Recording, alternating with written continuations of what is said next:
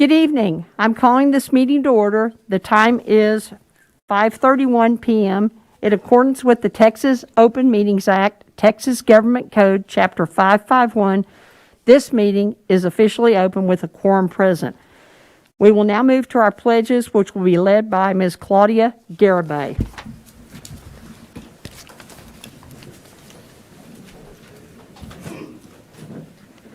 I pledge allegiance to the flag of the United States of America and to the republic for which it stands, one nation, under God, indivisible, with liberty and justice for all. Honor the Texas flag. I pledge allegiance to thee, Texas, one state, under God, one and indivisible.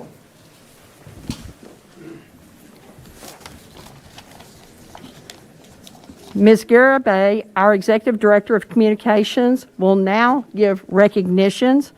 The first will be the naming of the Morningside Middle School Gymnasium as the Napoleon Johnson Gymnasium. I do want to make one comment.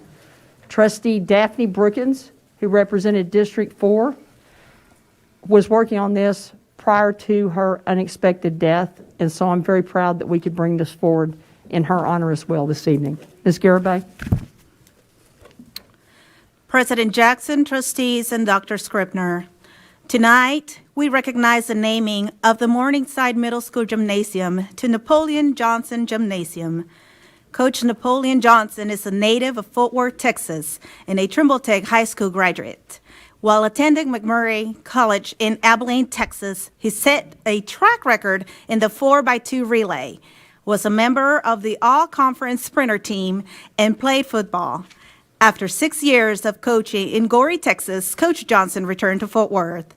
Coach Johnson loved teaching and coaching at Morningside Middle School from 1985 to 1990, and Polytechnic High School from 1991 to 1995. In 1996, he returned to Morningside Middle School to continue his winning record with over 15 football championships, 10 basketball championships, and a championship in track. Following his retirement in 2017, Coach Napoleon Johnson continues to coach the youth and inspire others, which is why over 1,300 individuals signed a petition for the Morningside Middle School Gymnasium to be named the Napoleon Johnson Gymnasium. Congratulations to the Morningside Middle School community and Coach Johnson.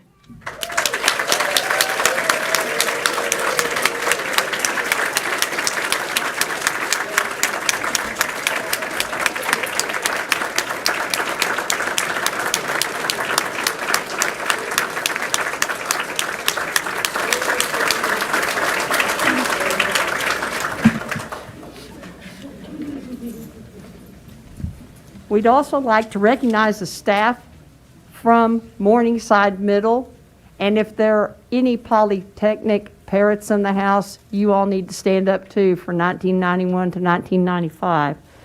Will you please stand and let us thank you for being here tonight?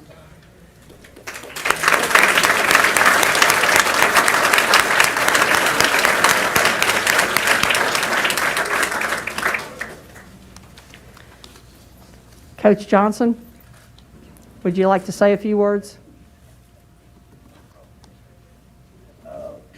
You can go up to the mic. Okay, here we go. Congratulations.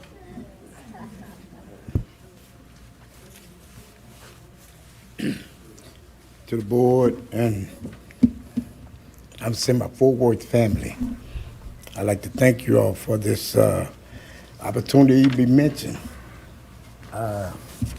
You do a job and you never really think about who all pay attention to what you do because you're there for the kids. It's not about me. I had a lot of young men and young ladies that made this possible. They believed in me, and this is where I am today. Being a native of Fort Worth and coming from the south side of Fort Worth, once going to Morningside myself, I just think that it's just a stepping stone to tell others that it doesn't matter where you come from. You can go forward if you put your heart and soul into it. So I'm glad and thankful for you all for this honor, and Again, I say board, Fort Worth, Morningside, staff, my family, my friends, and my pastor. I'd like to thank you all.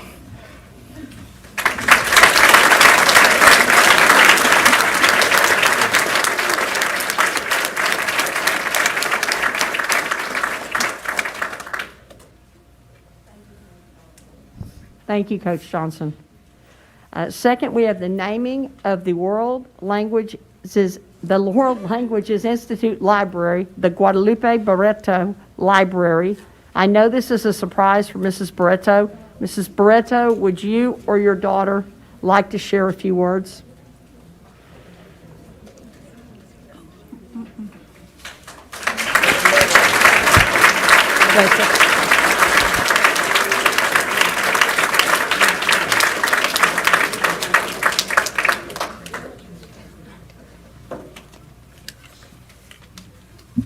President Jackson, members of the board, Dr. Scribner.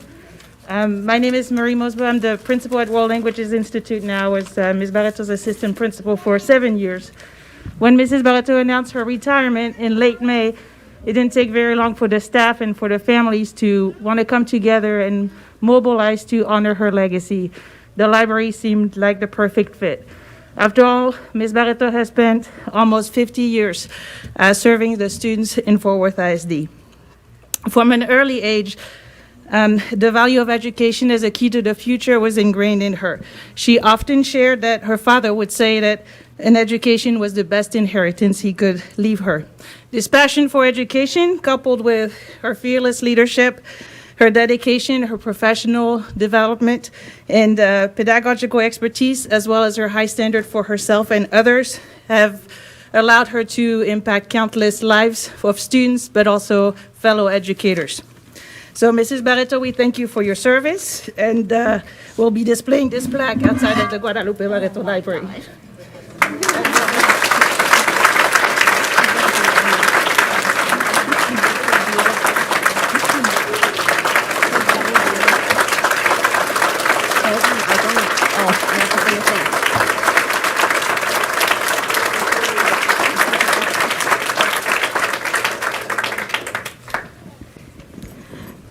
Good evening, President Jackson, members of the board, and Superintendent Scribner. My name is Rocio Barreto Núñez Garcia, and I am Guadalupe Barreto's daughter.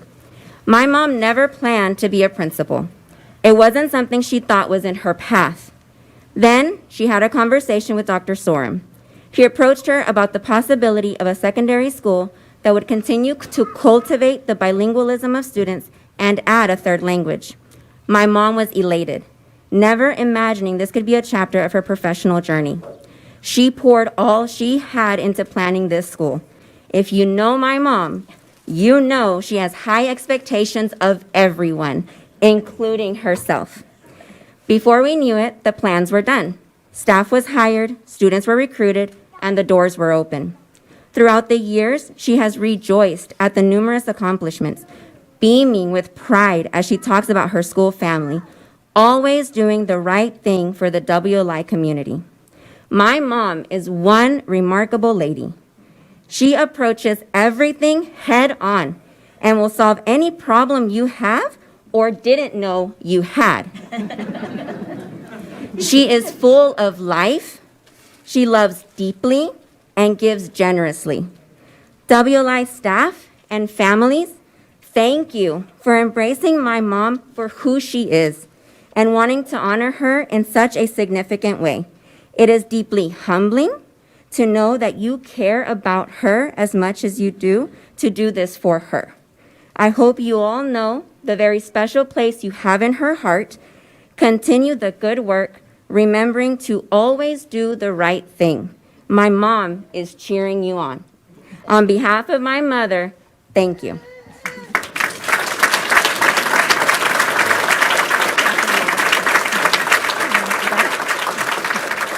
I know time is precious, so just thank you, everybody. President Jackson, the board, Dr. Scribner, and all my colleagues, my WLI family. A lot of them, they left all their jobs to come and follow me when I opened the school. And I will never forget that because it was an amazing task to put a bilingual school together. and not only bilingual, but multilingual. I hope that the school continues to be supported, and I'll be around to support Forward ISD in any way I can, but I'm still enjoying retirement, so thank you very much.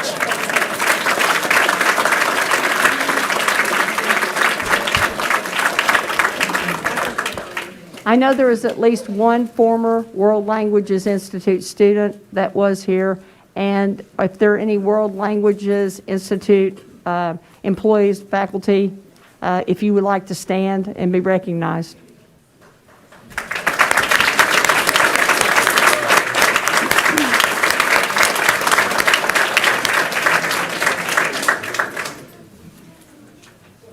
Ms. Barreto, Coach Johnson, thank you both. Thank you for your service. And I'd like to, if you can hang around for a little bit, if we could get some pictures, it'd be wonderful. Thank you. Moving on to School Board Recognition Month. Ms. Garibay? Yes, ma'am. January 2022 is School Board Recognition Month in the state of Texas, and the Fort Worth ISD is taking time this evening to honor the countless contributions, passion, and support of public education exhibited every day by all of our dedicated trustees. This year's statewide theme is Rising Above. As the Texas Association of School Board website explains, the theme is especially apt right now given that many school board members are facing unprecedented challenges in trying to navigate controversial topics in K through 12 education. Many campuses have already taken steps to recognize their individual board members with marquee messages and social media posts. We recognize that many hours of your day are spent communicating with your constituents, and you do so online and often through social media. You all have weathered many storms in the past year and have done so with grace and on behalf of students we serve. So this year's gift is an umbrella with the Fort Worth ISD logo, which will work perfectly in the rain or on sunny days. Thank you for all you do. This concludes our recognitions. Thank you.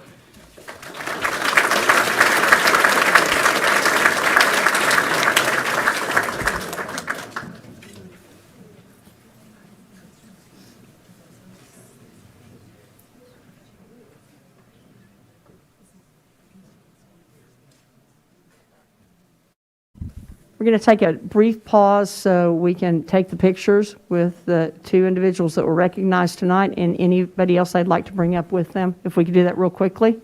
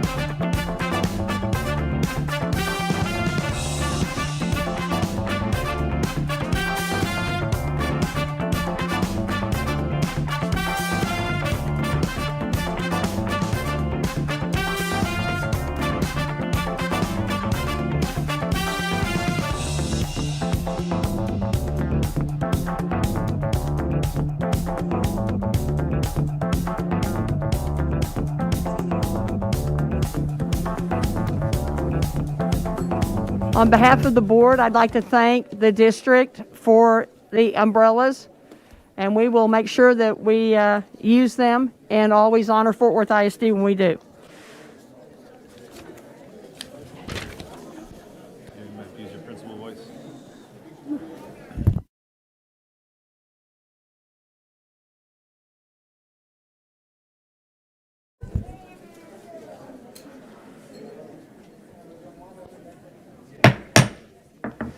At this time, I'll call the public meeting to order, the public hearing to discuss the annual report of the 2021-2022 Texas Academic Performance Report, also known as the TAPR, T-A-P-R. Dr. Scribner will introduce Chief Academic Officer Dr. Marcy Sorensen and our Associate Superintendent Sarah Rispey. Yes, we have several members of the team who will take us through this report, and at this time, I will turn it over first to our Associate Superintendent of Data and Analysis, Sarah Rispey.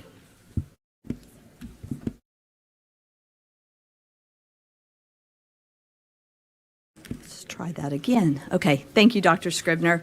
We're here tonight to discuss our Texas Academic Performance Report. This is an annual report from the state. We hold a public hearing to review. The report is available both in PDF form, and there is a website now where you can get additional details that are not in the PDF report. We have it posted on our district website. This presentation will be posted, and then it will be posted on the campus websites and available if anyone needs a hard copy through the campus libraries or offices. First part of the report, I want to let you know that in 2021, we did not receive an accountability rating. The state rated all campuses and districts not rated declared state of disaster because of the pandemic. We did have a needs intervention on our 2021 special education status. And then I'll share with you some of the key parts of the TAPR. First of all is our participation rate in STAR. While we were in a part virtual and part in-person instructional mode last year, we had a great participation rate by our students in STAR testing. So thank you to the parents and to the schools for getting the kids out, including the kids in virtual. We had 94% of our students participated in STAR testing. It's been 99% in prior years, but that was very good for those virtual kids to come in. Really proud of that. Our performance data on STAR we won't review again tonight. It is included in the TAPR report. Those data were presented to the board back in July when they first came out, but you can find all of that information as part of the TAPR. Student ethnic distribution in Fort Worth ISD, you'll see on the left-hand side Fort Worth ISD data. On the right-hand side is the state of Texas data. You notice that in our district as a large urban, we do not match up exactly ethnic distribution-wise to the state.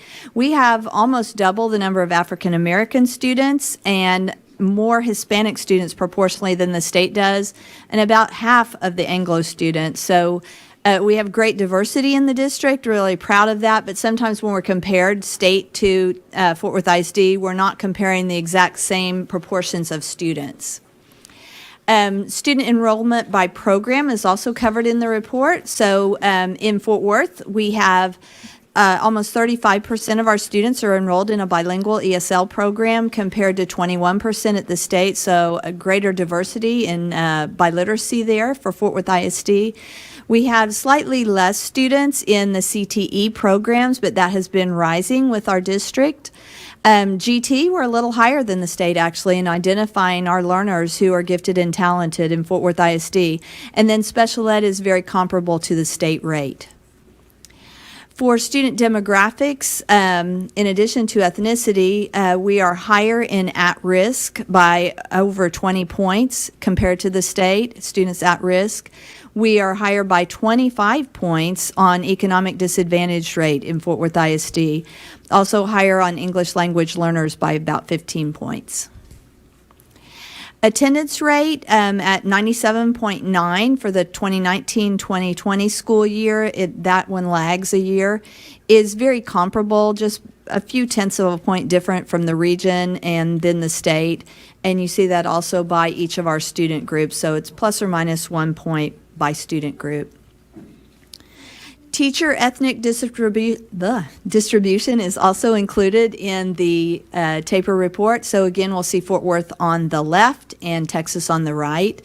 And we are coming to look more like Texas in our distribution of teachers than we have before.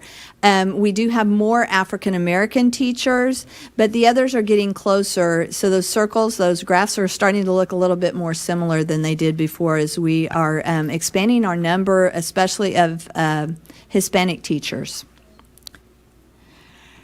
Teachers' years of experience also looks more like the state than it used to. So we have about the same number of new teachers. Teachers are staying at about the same rate as they are statewide with Fort Worth ISD. That's something that we're happy to see, that we mirror the state and we're getting good teachers and retaining those teachers. A new part of the TAPR report this year is a class graduation profile. So this is the class of 2020. You can see the ethnicity of the graduates there. It's very similar to the enrollment overall of our student population. You can also see on the right-hand side, the tan, the small dark bar, and the large blue bar are the percentage that graduated under the different graduation plan options. So the small tan bar is the foundation plan. That's the basic graduation plan where a student graduates with 22 credits. The small dark bar is foundation with an endorsement. So a student can graduate in addition to those credits and have an endorsement in a certain area like STEM or multicultural studies. There are 5 of them total that a student can choose. The nice thing is to see that the largest bar is the distinguished plan. This one you need 26 credits to graduate with. And we have most of our students who are graduating in the distinguished plan. So really nice to see that, although all of them are graduates, and we're happy about that as well. Just below that chart, you see the breakdown of the number of economic disadvantaged English learners and special education graduates that were in that class of 2020 with a total of 4,753 graduates. Next, we'll look at our longitudinal graduation rate. So this takes a class and follows it over the 4 years of high school. So starting with when they're a 9th grader and first enter 9th grade, all the way through 12. This is the class of 2020, and you can see that most of the students fall into that graduate category. We had a small number of students in the tan category that are continuing high school, and then we did, unfortunately, we have some students who do drop out over that 4-year period. And that's the dark bar kind of at the end as you look left to right. Annual dropout rate, rather than a longitudinal that follows the kids over 4 years, this is just within one school year. So within the 2019-2020 school year, this is our dropout rate for 7th and 8th graders. For the district, that was at 1.7%, and you see the student groups. Definitely not the same by student group, so we see some big variation there with actually more in our African American and white groups. The next one is annual dropout rate for 9th, 10th, 11th, and 12th graders, and this is just within the school year rather than following over the 4 years. So that's 3% for the district, and then you see by student group. We've also got the state and the region there for comparison's sake. May I President just- Jackson? Sure. Just, Go back. yes, ma'am. I'm looking at what I would call the annual students who stop attending school, because I believe we always have an opportunity to get them to attend school again. It would be very helpful if we looked at like-size districts and local districts, because when we see the differences between the state and the region, for me, and I'll only speak for myself, but it's confusing to me that ours is so much higher, and I know we're an urban district, but I would really like to see how we're doing compared to others. Is that data available? It is available, just like ours is public, all the districts are, and we would be happy to pull together some comparable urban districts across the state and maybe some other districts that are nearby and get that for you and share that out with all the board members. Thank you so much. Happy to do that. Thank you. Sure. Next, we'll look at our college, career, and military graduates. And so, Board, I know that you've seen this a number of times, but it does have a lot of factors in it. So I wanted to just show those to you again. Some of those are academic factors. Others are related to career and technical education, like the industry certification. And there's some related to our special education students, like completing your IEP and graduating workforce ready. So we'll look at how we did with that on the class of 2020. Again, we have those state and region comparisons, and we're very close. We're over the region here and just slightly below the state. The bottom chunk of the bar, the dark blue, is kids who ticked off the box as college ready, and then the little top lighter blue part is the career military ready, and then you have the total at the top, the total of those two. You can see that there are some variations by student group. So we have less of our graduates, career and college and military ready in the African American group and the EL group. Those are our two lowest, as you see there. Those are things that we are aware of and we are working on, and you'll actually hear a little bit more about some of the plans and how we're addressing those when we do the Goal 3 presentation later in the meeting tonight. Average ACT score and SAT score. So there's SAT here for the class of 2020. That was 925, and that's a combination of the math and the evidence-based reading and writing scores. And you can see the scores for each of the student groups as well as the state and the region for that class. And here's the SAT. Scored a little bit differently. So here we look at an ACT score is a combination of English, math, reading, and science, a total of 36 points possible, and our average there was 17. The TAPR report also includes, as part of our annual report, violent and criminal incidences, and then asks us to talk a little bit about some of the things that we are doing to address those. So I want to give you 3 years of data. You will notice a trend. It's not as much a trend about what was happening at the schools as what was happening when schools were closed. So the 18-19 was a full school year with kids in attendance in person all year. 19-20 school year, you see, is less. And there may be some positive trends, but they may be also masked in the fact that we were closed to in-person schools from spring break to the end of the year. So we had less days in person in the 19-20 year. And then in the 2021 year, it's much lower. Well, we did have about half of our students in school. So that may be an actual decrease, but this year, we're back in person 100%. So we really need some more years of data to see which things are the result of the great work that's happening at our schools to reduce these things and which are related to pandemic effects of in-person versus virtual schooling. One of the ways that we have addressed some of the issues with the criminal and violent behavior are part of our board policies and some other strategies. Know the plan is one of the strategies we use that talks about safety of the physical buildings and knowing the plan in the building if certain things occur.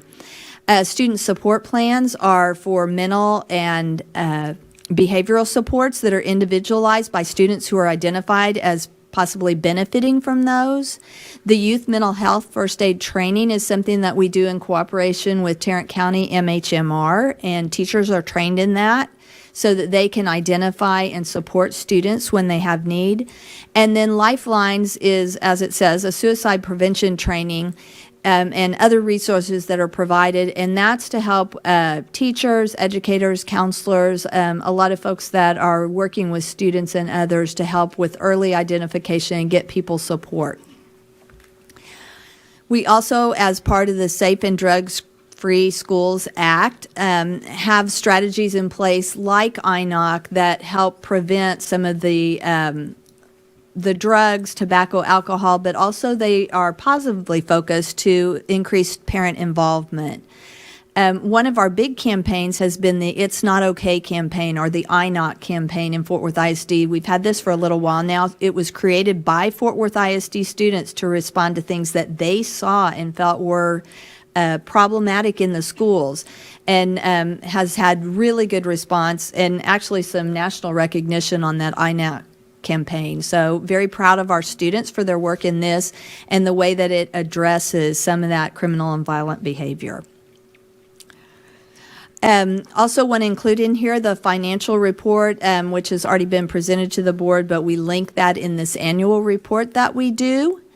And finally, show you a little bit of the district Texas Higher Ed Coordinating Board information that we receive each year. This tells us not just about, so the earlier report is what's happening in the schools, what happens when our students leave us. So this helps us look and see, are the things that we've done providing students with what they need to go on post-secondary. Texas Higher Ed Coordinating Board, of course, reports on Texas only, so I want to put that out there. We get some other information from a national group, but this is the required part of the TAPR presentation because it's Texas specific. So from our class of 2019, this lags 1 year past the graduation rate because we have to wait for the kids to go to college and then see if they are successful through that first year. So out of those 4753 graduates we looked at earlier, 734 enrolled in a Texas public four-year institution the fall after they graduated. 1,100, just over 1,100 in a two-year college, and then 159 in independent colleges and universities in Texas. We also see some numbers not trackable. Not trackable indicates that they may have enrolled, but maybe their number didn't match their student ID number or their name, or they didn't report when they enrolled in a college what high school they had graduated from, so they can't attribute them back to us. The not found are students that were not found enrolled in a Texas institution. Some of those likely went out of state, but some of them did not enroll in college. And it may be that they took a gap year and they didn't enroll right away because this only looks at those students that enrolled immediately in college the fall after they graduated. We also received this information for each of our high schools, and board, you have that in your packet, and happy to look at any of those if you have questions about them. Campus plans we have presented to the board back in November, and those are posted on each campus website, so we won't re-present those tonight, but want the board and the public to know that that is also something we look at as a part of that annual report. That is the report for TAPR this year, and I'd be happy to answer any questions that I can. And I'm also joined here at the table with several of my colleagues who also could help answer questions that the board may have.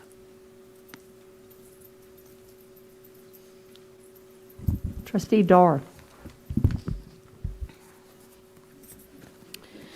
Thank you, President Jackson. Back at almost the very beginning of the presentation, Okay. It showed the participation rate for STAR in the 2021, the spring of 2021. I think that's really significant data. We have seen that data before. I have commented on that data before because most of the numbers, if you can pull that back up, which Sorry, there- we're going. that's There we okay. go. There It we was go. almost at the beginning. Yes, it was. It was almost at the beginning. I've been holding my tongue all that time. To see those rates and then to compare them with other large urban school districts is significant. It is. Because many of, and I have that data that Mr. Moore shared with me back, I don't know when it was, probably this summer or in August. Some of our urban brothers and sisters had 50, 60, 70% participation rate on these tests. That is significant because many of the students that weren't taking that test were the students that were learning virtually. And Fort Worth ISD determined that it was more important to get baseline test results on kids than it was to falsely give the impression based on scores as to how students were doing by not testing those students that were learning virtually. So it's just a really critical piece of data that I think gets overlooked far too often because when the state publishes these reports, it doesn't publish the additional data to show what other districts that are comparable to Fort Worth ISD, regardless, based on our size, our demographics, or our location. And that's really critical and critically important data that needs to be looked at when we're looking at the overall whole of the progress that any district is making, not just Fort Worth ISD. So that's more of a comment than a question. Thank you. It was a good report. I appreciate that. Thank you, Trustee Dar. Any other comments from the board? Trustee Luebanos. Thank you, President Jackson. Thank you for this report. So I guess on slide 12.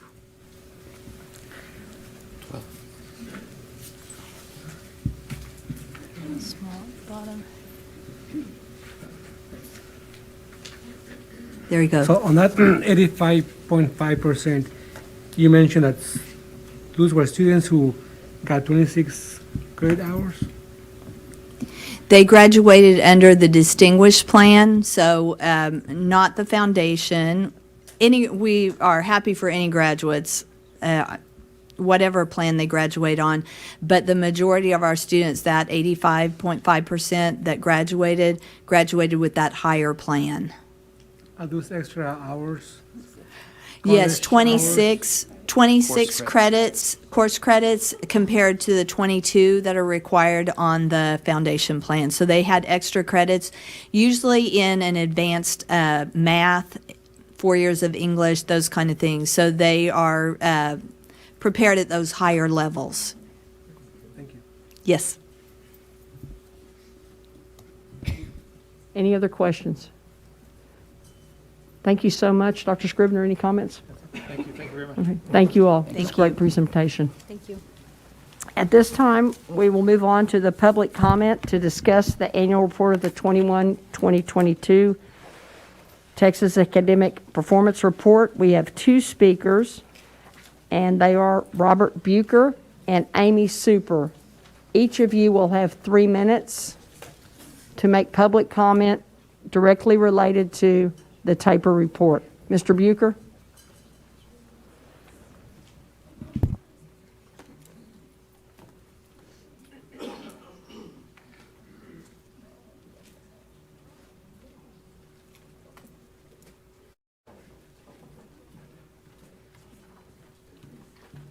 I'm Robert Bucher, and I've been to countless meetings all of last year, and this is my first one for this year. 6 years ago, incoming Superintendent Kent Scribner pledged he would transform Fort Worth ISD. That he did in a not-so-positive light. The budget and salaries combined equal to $2,099,820 a year. Fort Worth ISD is spending on race and equity. Instead of spending any more money on a divisive committee, let's spend it on buying Kent Scribner out of his contract. This should have never been an issue where parents have to come and speak on this behalf. Scribner, since being hired in 2015, already started off a controversy, has not ceased since, from being called out by Lieutenant Governor Dan Patrick. And Mr. also, Bucher, yes, please ma'am. keep your comments regarding the TAPR. Yes, ma'am. It is time to end this regime that he has caused with all of this that we have gone through. And I would like to say, please, can y'all vote to get this guy out of here and let's get some different. Thank you, Mr. Bucher. Ms. Amy Super.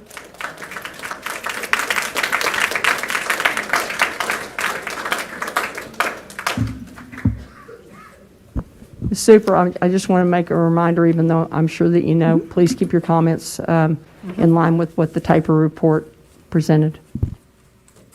That is fine.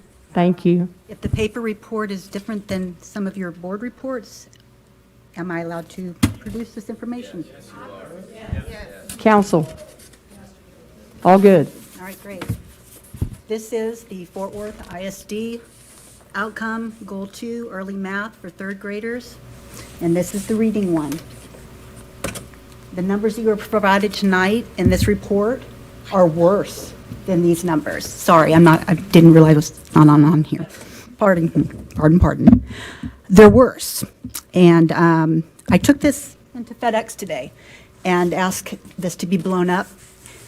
The women who worked there represented visually 3 different minority groups. They asked me about it. They cried about it. It broke their hearts to know that this is the expectation that our board has for their children. Not acceptable. Grown women working hard with children in this school who know, based on your numbers, you only expect 28% of the African American children to be able to read at grade level? No, I'm sorry, that's unacceptable. Completely unacceptable. And the fact that I'm reading the report, and I would like to say thank you to whomever posted it. I did call today and ask that it be posted so that I could review it prior to making comments. And I'm grateful for that. Thank you. Unfortunately, the fact that the numbers are worse didn't make me feel real good. I will leave that part of it alone and go on to another topic that's also in this 57-page report. And that has to do with your teachers. It's my understanding that Fort Worth ISD is going to be making a trip to Mexico to recruit teachers that are Spanish speakers. The state of Texas has a number of Hispanic scholar universities. My children graduated from one of those, the original Texas Teachers College, Texas State University. My daughter-in-law, who has a master's degree, when she moved here and applied for Fort Worth ISD, never returned a phone call. No one ever returned any information. She went online, did everything, went to the everything she was supposed to do. No one ever did it. And the only thing I can think of is when she married my son, her last name changed. It was no longer the name of her family, who are founding fathers of the city of Laredo. Okay? You guys missed out on an amazing teacher. Another district snapped her up. That's a problem. If we're using surnames to determine how it is that, I'm not saying that, because frankly, her skin is lighter than mine. But she most certainly is Hispanic. Many generations. Her family's been in this country far longer than my family has. Very disappointing. I think we can do better than that. This low bigotry of soft expectations, it's got to stop. Our kids deserve better. Don't make women at FedEx cry. Thank you.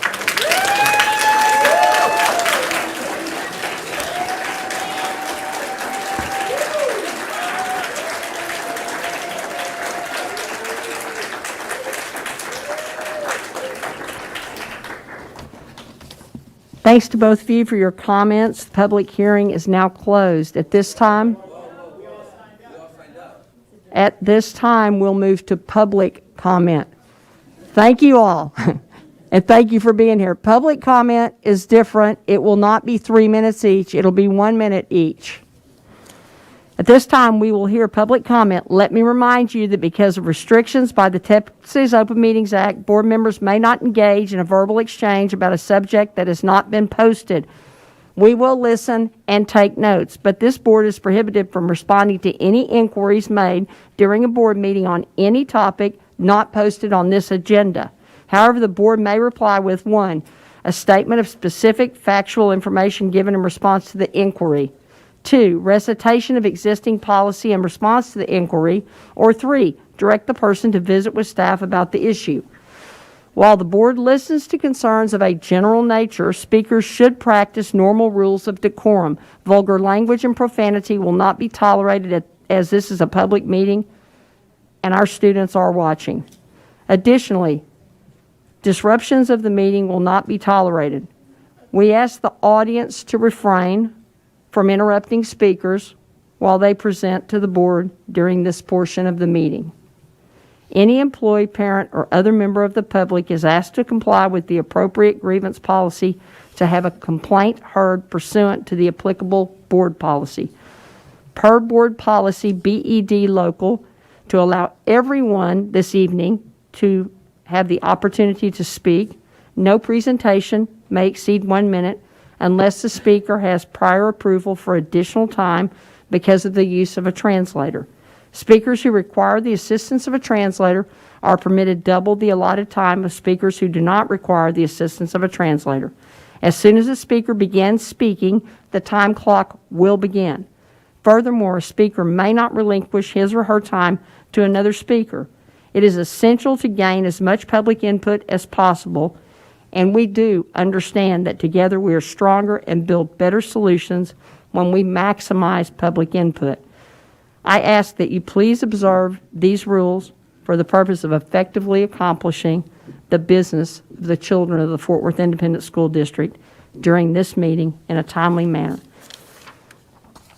Our first speaker will be Mr. Jim Jorns. After Mr. Jorns will be Ms. Miriam Lambert.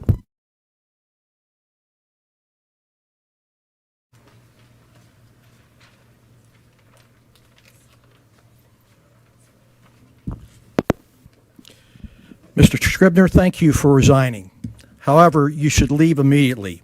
You have done damage to the Fort Worth Independent School District enough. Mr. Ramos, on January 18th, the school board met to hear the recommendation of the redistricting committee. The committee recommended a map titled E2. You, however, objected to the map 2 times and wanted to modify the map. You wanted to put one of your lackeys in that particular district. After this was already decided, you wanted to do what you wanted to do and did not follow the first decision. That is selfish and inexcusable. You have been working in the shadows. Now the spotlight is on you and we are watching. Last, Dr. Ryan, we helped you get elected. We hoped you would have a positive impact on this board. But when you cratered at that same meeting, you show that you don't have the backbone to make right and tough decisions. You have basically neutered yourself. You're about as effective as a screen door on a submarine.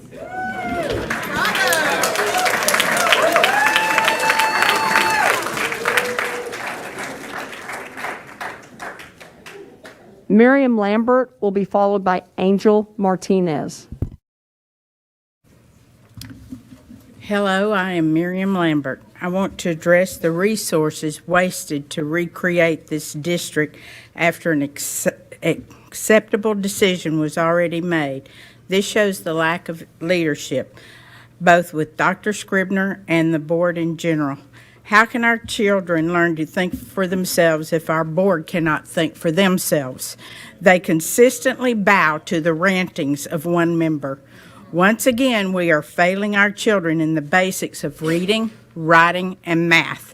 If the board understood basic math, then they would understand the vast amount of money wasted by Dr. Scribner's leadership. We will lose far less money by letting Dr. Scribner go. Every day he is here, he is costing our community more by spending money on indoctrination instead of education. The cost to repair what our children have lost and are still losing is irredeemable. Time.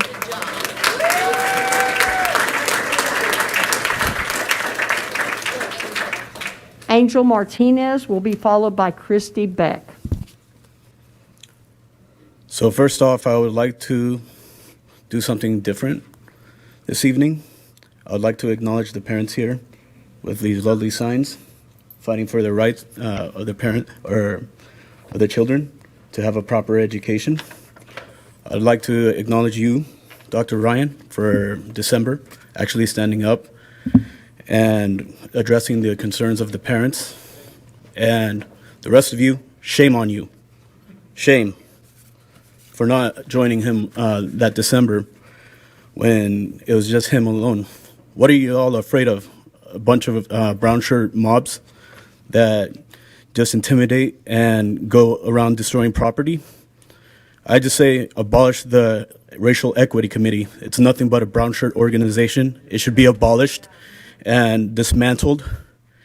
Stop with this racial equity stuff in the dark and start teaching our kids education. Time. Done.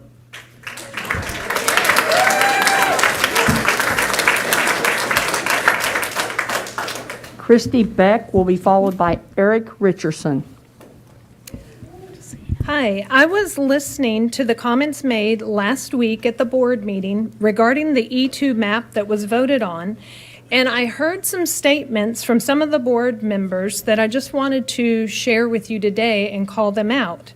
Some of the quotes I heard: "Thank you for speaking your truth," "Black people are left out," "I can't sit idly by while black people get screwed over again," "When we see injustice occurring, we're split again," and "We need to elevate the voices of the disenfranchised community."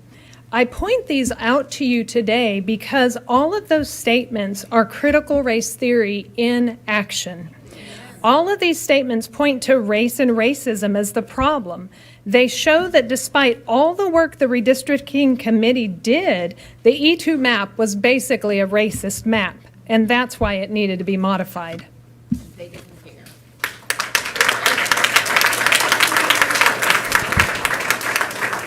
Eric Richardson will be Yeah. followed by Carlos Before you Tercios. start my time, one second. Mr. Scribner, could you have the honor of looking up at me when I'm talking? That is so disrespectful. You've done it with Let's- every single person up here. You have 1 It's minute, rude. Mr. Richardson.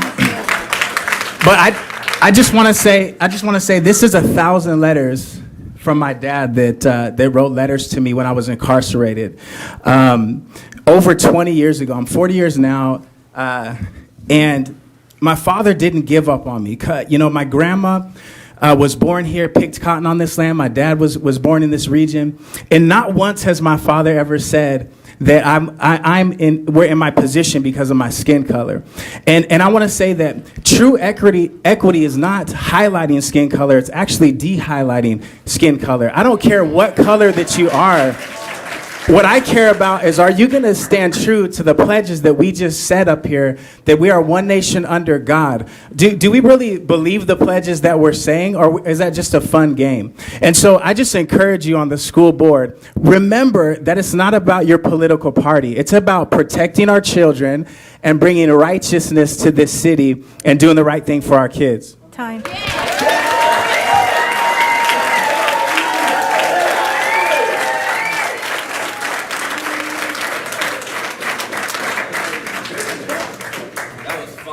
Carlos Tercios will be followed by LaDonna Myers. Good afternoon, board, superintendent. I'm just here to talk about the superintendent's letter of retirement. I think it's extremely important that this board actually votes to just give him his check, just like how y'all did with Walter Dansby back in 2014. Y'all gave him $900,000. I think it's perfectly fine to pay him out for the next 2.5 years. We don't want a superintendent that is halfway out of the door. We need a superintendent that is fully inside and actually focusing on kids. If he is wanting to leave, I think it's perfectly fine to invest in $1 million so he can leave, because it is extremely important that we have a superintendent that is not fixated on controversies and on con jobs such as the equity department. It is extremely important that we get a good superintendent that focuses on students and on academics and civics.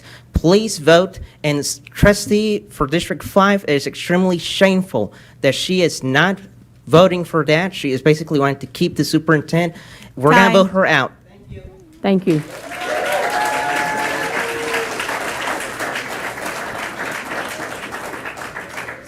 LaDonna Myers will be followed by Missy Kara.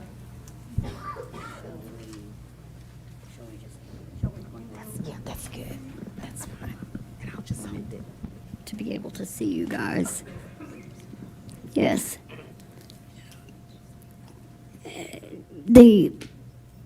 What we saw in graduation numbers, 97% was wonderful. The problem should really bother us, that at least 70% of that group would need help in filling out a job application, reading it and writing. That is not acceptable. And the SEL committee this last week put out, we're not going to teach really the regular subjects. We're going to turn them into our social justice warriors. This is unacceptable. Let's look. Some of the things the SEL committee has looked into. Whiteness is property. Where does that ever belong anywhere in school? Whiteness is property. What if it said blackness is property? Absolutely not. It doesn't matter which group in the human race you are trying to. Time. Thank you.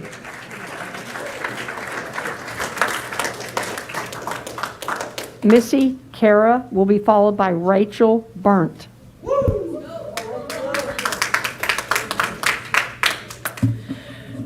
We've been a Fort Worth ISD family since 2008, but on January the 4th, I withdrew my daughter because I refused to participate in a system that's primarily designed to monitor, monetize, and indoctrinate her. She won't be coming back, but I will. As a taxpayer and a voter, I have a right, and as a believer, I have the responsibility. I'm deeply troubled by the downward trajectory of this district and the millions of dollars that are linked to agreements to implement programs that are designed to impact our faith, our families, and our freedom. It's a great tragedy that the front lines of this battle have coalesced on our school grounds, and it is the kids that are suffering for it. What results from a failing school system? A failing community. And I don't think any of us want that. I'm concerned that you're not willing to work with us, though, because your community, or engaging with your community, requires a certain amount of transparency and support. And that's difficult to feel when board members don't show up for board meetings, and when we see that you've built us a wall. Thank you.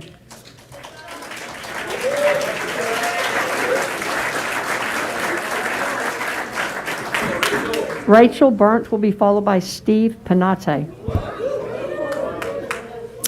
My name is Rachel Burnt, and I'm a concerned parent of Fort Worth. I'm here to speak on behalf of our children, and I'm here to say that we need to reject the ideology of equity in our schools. We are asking that the Diversity and Equity Committee be immediately disbanded. This does not mean that we support racism or prejudice. It's actually the opposite. It means that we are against teaching our children that America is systematically racist. We believe that our children deserve better than being taught that their only identity and the determination for success will be found on the color of their skin. It means that we refuse to let our children identify with victim mentality with their whole lives, and instead we should be teaching them that by hard work, determination, and good morale, they can succeed at all things that they were born to achieve. We also reject the E2 modified map. We do not approve the Board of Trustees' actions where they have fought to change a map so that someone of a specific race can be represented. Please don't ignore the mandate you have to steward these children well. We, the parents of this community, are not going anywhere because we should have the final say in our children's education. Thank you. Steve Panate. Great job. First off, I want to say, Michael Ryan, thank you for not wearing a mask.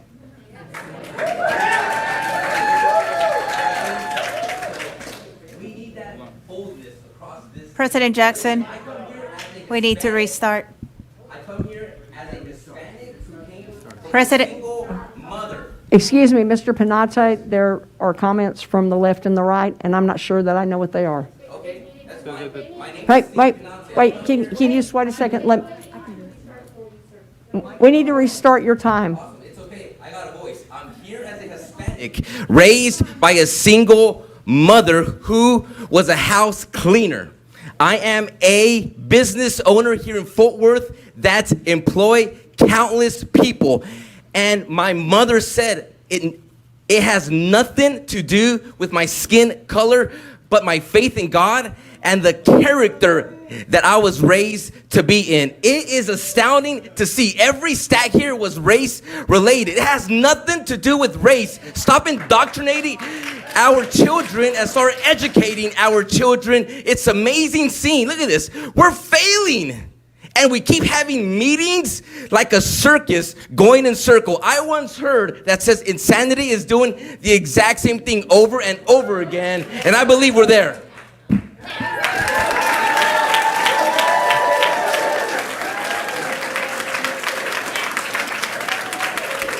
Scott Blanco Davis, Amy Super. All right, I'm just a teacher, so I've kind of come to educate. As a person who loves Fort Worth ISD, we've got to change the professional reputation that Fort Worth ISD has so we can fill those teacher positions that aren't filled. I will offer to sit down with anybody on the board. I'll buy you lunch, and we can talk about the teacher point of view and how hard and frustrating this is.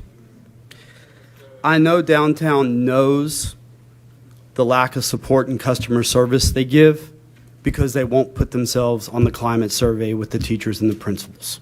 So we can't have a voice. We can't say how hard it is that I've come before this board many times in the past before COVID, and I still cannot get a full working, safe lab for my high school chemistry teacher at my school. That's 4 years without a hood, without a vent Time. fan. Thank you, Mr. Blanca Davis.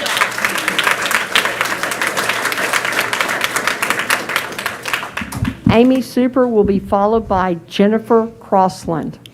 Last week, the meeting started with one of our trustees who is not here, letting us know that he felt it was imperative that he go back and look at 10 years ago when we redistricted. I was inspired to do the same thing. I spent 10 hours watching meeting videos, over 4 meetings worth of videos. And he was right. That was a hot mess. It was ugly. It was mean, unbelievably unprofessional. In the end, they completely disregarded the recommendations of the committee that they had assigned, which was appalling. I don't think things have changed much here. Y'all were a great deal more civil, and it was a lot shorter meeting, but things haven't changed. You picked someone already. All this talk about letting the community pick, you've already picked him. Why are we going to pay for an election when you've already picked someone? I don't want to pay that. I thought we were in agreement that having everybody vote and the community gets to pick was the thing to do. You already picked him.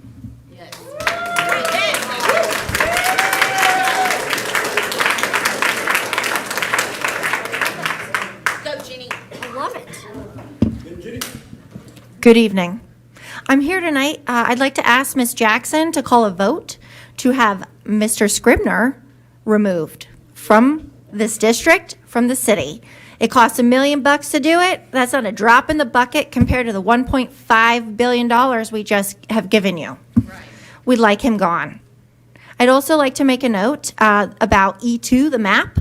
You know, people like to say, oh, Republicans gerrymander. I'm a Republican, so everybody already knows that. But I'm here to tell you that Democrats, they do it, and they do it big time. And I am not pleased about E2. I'm not pleased about you pre-selecting a candidate like that. And C.J. Evans, she supports critical race theory. For some reason, she supports Mr. Scribner. And I want you to tell her, since she couldn't be here today, she's out. We're going to vote her out the Democratic way. She's gone. And I told that to the last guy in my district, and he's gone. Time. Chris Chima. Chris Chima will be followed by Victoria Latta.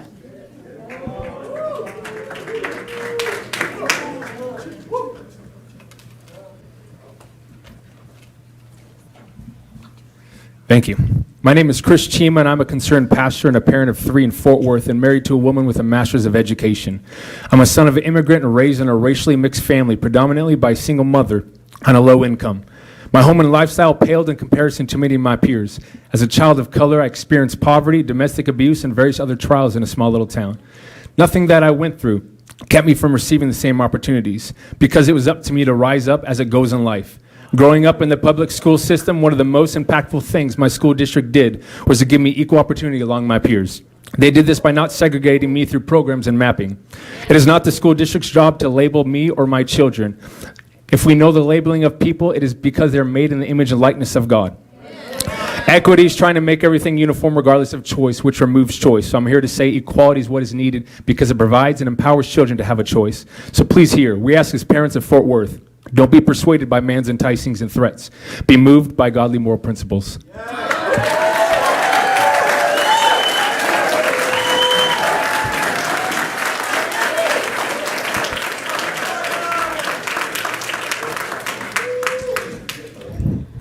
My name is Victoria, and I'm coming to you today as a concerned parent in Fort Worth. I'm here to speak on behalf of our children, whom I know all of us want to succeed. And I'm here to say that I reject the idea of what we call equity in this school system, because I believe that just as we teach new drivers to keep focused on what's ahead and not what's on the left or the right, because if you do, you will drift. By hyper-focusing on racism, we are drifting away from what should have been our goal, which is the future success and prosperity of our children. I'm asking that the Diversity and Equity Committee be disbanded. I do not support racism or any form of racial discrimination. That kind of behavior shouldn't be tolerated. What I'm against is teaching our children that America is racist, that their identity is in the color of their skin, and that they have to assimilate to whiteness in culture to succeed. They will succeed no matter what color they are, and we will help them get there. Thank you.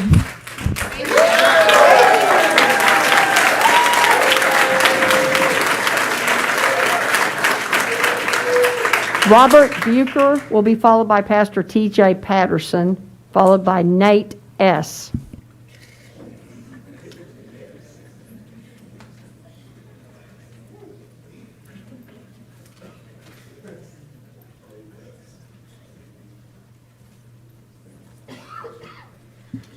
How y'all doing? To finish what I was saying earlier before I was cut off, instead of spending any more money on this divisive committee that we have, we should go ahead and spend the $2 million that is equited through that and get Mr. Kent Scribner out of here.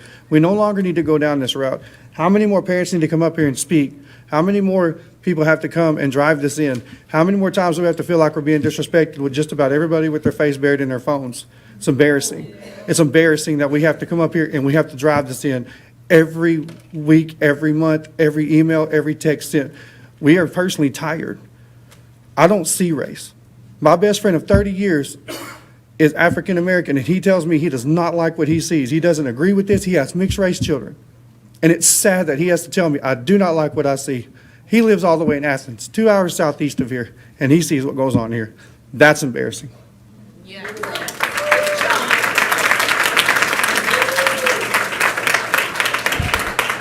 Pastor T.J. Patterson. Nate, I'm sorry they only put S with a period after it. Got it. Yeah, it's Schatzline, just for a full board of trustees to know how to read that. So that's what it is. Hey, my name is Nate. Hey, I'm coming as a concerned parent. I'm happy to see all these patriots here that are willing to take a stand. And I want to challenge you not to ignore the cries of these parents. Look, we're desperately trying to defend our kids from ideologies that seek to divide them rather than unify them. That's why we're fighting CRT and equity practices. Not because we're against equality, quite the opposite, actually, because we're against segregation and ideologies that seek to demonize the fabric of our nation. As a pastor, I've held a student who attempted suicide. I've held him in my arms. 4 years later, by the grace of God, I held his newborn baby as well. That didn't happen by teaching him that he was a victim. It happened because he was taught how to overcome his obstacles no matter how difficult they are. We're not against resourcing students. We're against indoctrinating them with leftist ideologies. If we don't teach our students to unify by loving each other and loving this nation, we will lose the nation that we love. I'm asking you to do better. Time.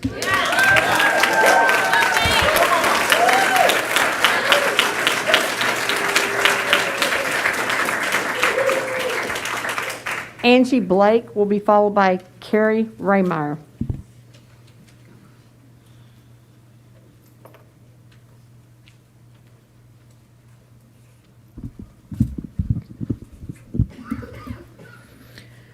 To the trustees who manipulated the meeting to finagle the E2 map, after having all the parents get up and speak out against it, as well as the team you hired to give you feedback on redistricting, and you still voted it in, that was strictly for your own benefit and gain. And, oh yeah, when did Wallace Bridges have time to get that awesome website up campaigning for the district you just put him in?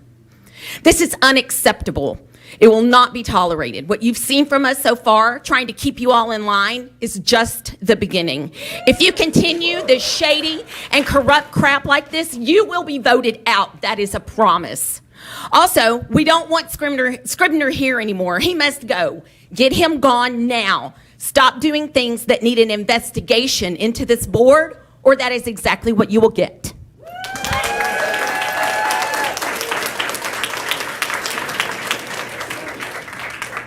Carrie Raymeyer will be followed by Christy Cantu Wilson. Every official making COVID policies should be required to watch the U.S. Senate hearing held yesterday. COVID-19, a second opinion. Your friends haven't died from COVID. They've died from censored early treatments, deadly hospital protocols, and gene-altering mRNA shots. You've been lied to about masks, vaccines, and treatments. When are you going to wake up? If I woke up from a 2-year nap, I would think America had been conquered by a theocratic authoritarian regime that forced mass their slaves, and I would soon realize it had, and political correctness and COVID lies are the state religion. Not once has this district announced to families that masks are not mandated. Treating children like abused show animals is a crime and that will not go unpunished. Will you continue this ruse? Do you have any decency or humility left? If so, you will immediately drop your appeal of our injunction, you'll drop out of the La Jolla lawsuit, and you'll quit hosting COVID vaccine shot clinics on school property.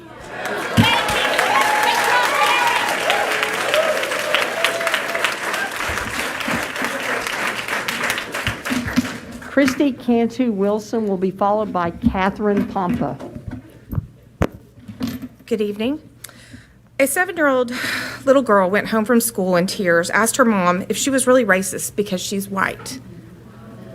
It's kind of sad. Social emotional learning, equity training, all your committees that make you seem like you're PC or woke, they are only promoting a diversion or a workaround to sell CRT in our school district. I deeply resent it. I married a minority. My daughter is half minority. We are very inclusive in our family. There's no reason why we need to push this propaganda. The Biden administration proposed strategic grant offers to compliant school districts. My question is Fourth ISD compliant? Are we getting those grant dollars?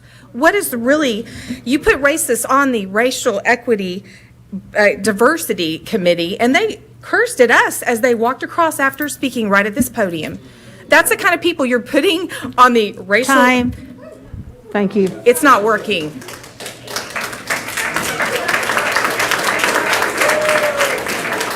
Catherine Pompa will be followed by Becky Hubbard. Good evening. I'm a mother of 4 who has had children in the district over the past 9 years. I don't like what I see happening in our public school system. The academic decline is abhorrent, and it doesn't have to be this way. I've seen a greater focus on social issues instead of academic issues. You talk of equity and pay 6-figure salaries for this, but how do you enforce this? In sports, does it mean no more MVP? Does it mean no more valedictorian? We are a beautifully diverse nation with amazing opportunities to succeed no matter what our background is. My husband is a shining example of this. But now we're seeing through CRT and progressive policies the stripping away of individuality and a trend towards victim identity, status, and division. The school cannot promulgate this mentality. For those here who think being against CRT means being against teaching the ugly part of our nation's history, you're wrong. What we want is a total examination of history.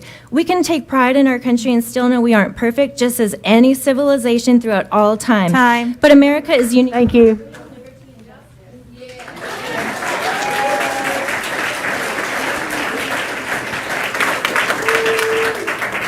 Becky Hubbard will be followed by our final speaker, Richard Haskell.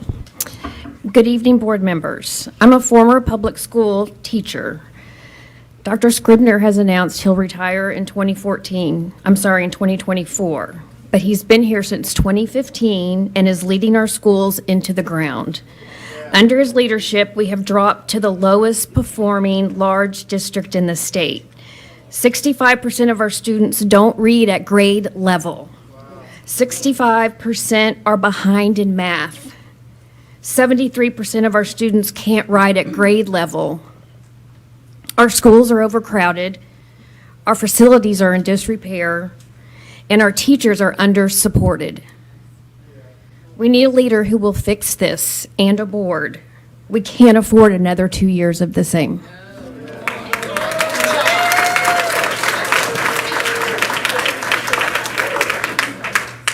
Good evening, board. My name is Richard Haskell. It's the first time I've been here to speak to you.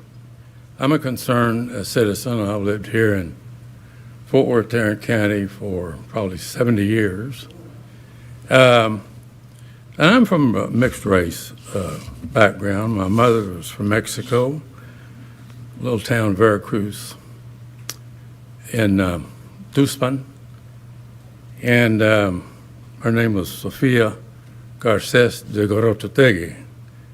And I have, most of the jobs I've gotten throughout my life have been jobs where I'm able to speak Spanish and do translation. It's been a real asset. My father was an Anglo from Beebe, Indiana. And when I was a child, or all the way up to age 21, Time, please. Thank you. sorry. I'm going to have to speed it up next.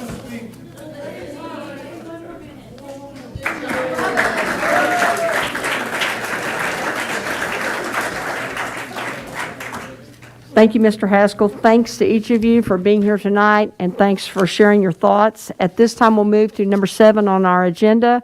Dr. Scribner, I'll turn it over to you for the 2022-2023 school calendar presentation.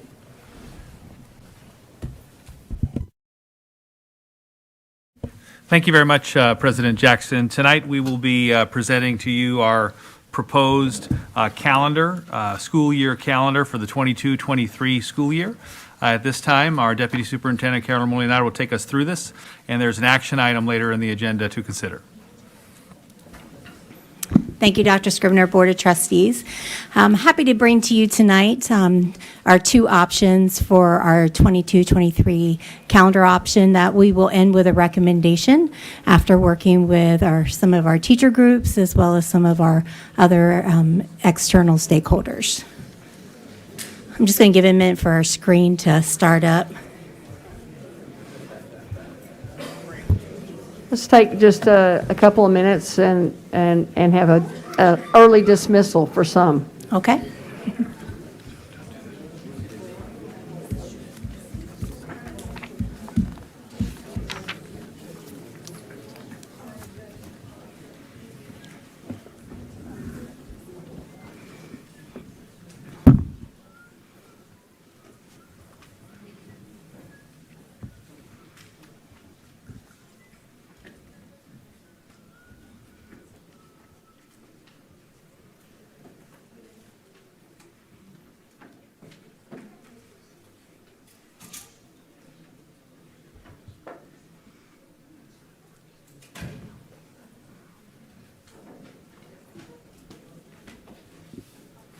Okay, she can go.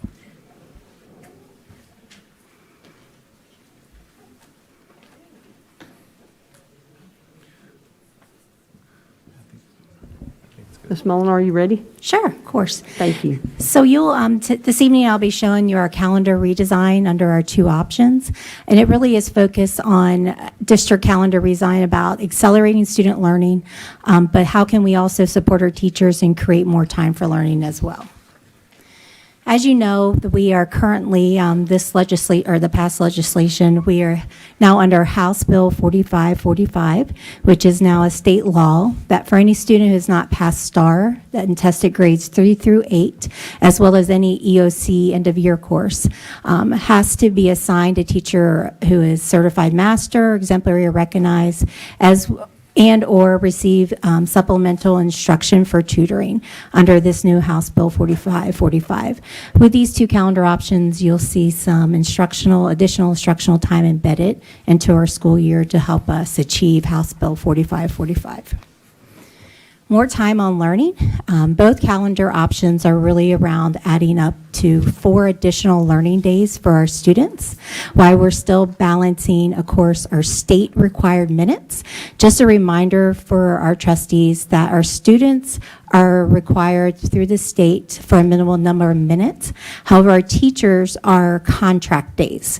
So our calendar design always has to balance instructional minutes for students as well as contract days for teachers. So you'll see during these 2 options how we would like to add instructional time for our students at this time. You have option 1 that we're going to share this evening is adding additional 15 minutes to the instructional school day. This will be 15 minutes for our students. With the additional 15 minutes, it will allow us to give additional teacher prep days to our teachers, to give them prep time throughout the school year, but then also give up to 4 additional days to our students for instructional time. Option 2 is not a change in our school hours. However, it would reduce the teacher flex days. And by doing the teacher flex days, we would be having students come to campus additional days with our teachers for additional instructional time. Going back to option one for the additional 15 minutes, House Bill 4545 would be used to address this additional 15 minutes. For elementary, we would add that into our literacy block. For middle school, we're really looking at our CCMR, as well as for high school advisory and additional time. It's really important for us that we go back to our campuses, especially our middle school and high school, and have teacher input through our DIRT committee as well as our principals if we have option one is chosen this evening. We want to show you this evening some more time for learning. So under optional one, you'll see the additional 15 minutes, what that would look like for the school count for the school instructional day next year. You'll see our current school hours for our pre-K and elementary are from 7:50 to 3:05, 2:15 for our pre-K. Under the additional 15 minutes, those 15 minutes would be added to the end of the school day. We did not feel our teachers need to start earlier because they need to be there a little earlier on duty, and we did not want our students to have to arrive to school and start instruction before 7:50. You'll see for middle school, our middle school current times are 9:15 to 4:30. We would be taking the 15 minutes and we would be adding it to the morning time. We do not think our students need to arrive any later than 9:30 currently. Actually, we're really excited to get them to school by 9 o'clock. And then high school, we did a split where they would come 10 minutes earlier in the morning and then would stay 5 minutes later in the afternoon. This is just a little side-by-side of our option one and option two. As a reminder, the additional 15 minutes, you'll see the school hours. Our teachers would continue to have the ability to earn 5 flex days, which would equal 182 instructional days, and then 187 total that would meet their requirements for their contract. If we choose option one, it gives us the ability to not only earn 4 additional instructional days for our students, but you'll see here our teachers can continue to earn a 4-day weekend for our fall break, which you see October 7th is on a Friday, October 10th is on a Monday. February 20th would be another optional flex day that they can earn off, as well as March 27, our Cesar Chavez Dolores Huerta Day that's been designated. This year, due to how state testing for TEA for our STAR testing in April has fallen, we test a week before Easter. Due to happen to have makeups on that Friday, we're not able to have Good Friday this year. This is not a district decision. STAR testing is designated by TEA, so we're following their calendar. But with option one, we are giving the ability to have off April 10th, which is the Monday after Easter. So option one gives us the flexibility to have the Monday. So we still achieve a 3-day weekend for our teachers. However, it would be the day after Easter instead of Good Friday. Also, under option one, you'll see these are staff days, and I really want to clarify what does it mean for a staff day. A staff day is not a professional development day. This is a day where teachers have their time in the classroom to do what they want. We cannot pull them for meetings. We cannot pull them for PLCs. We cannot require them to do any conferencing.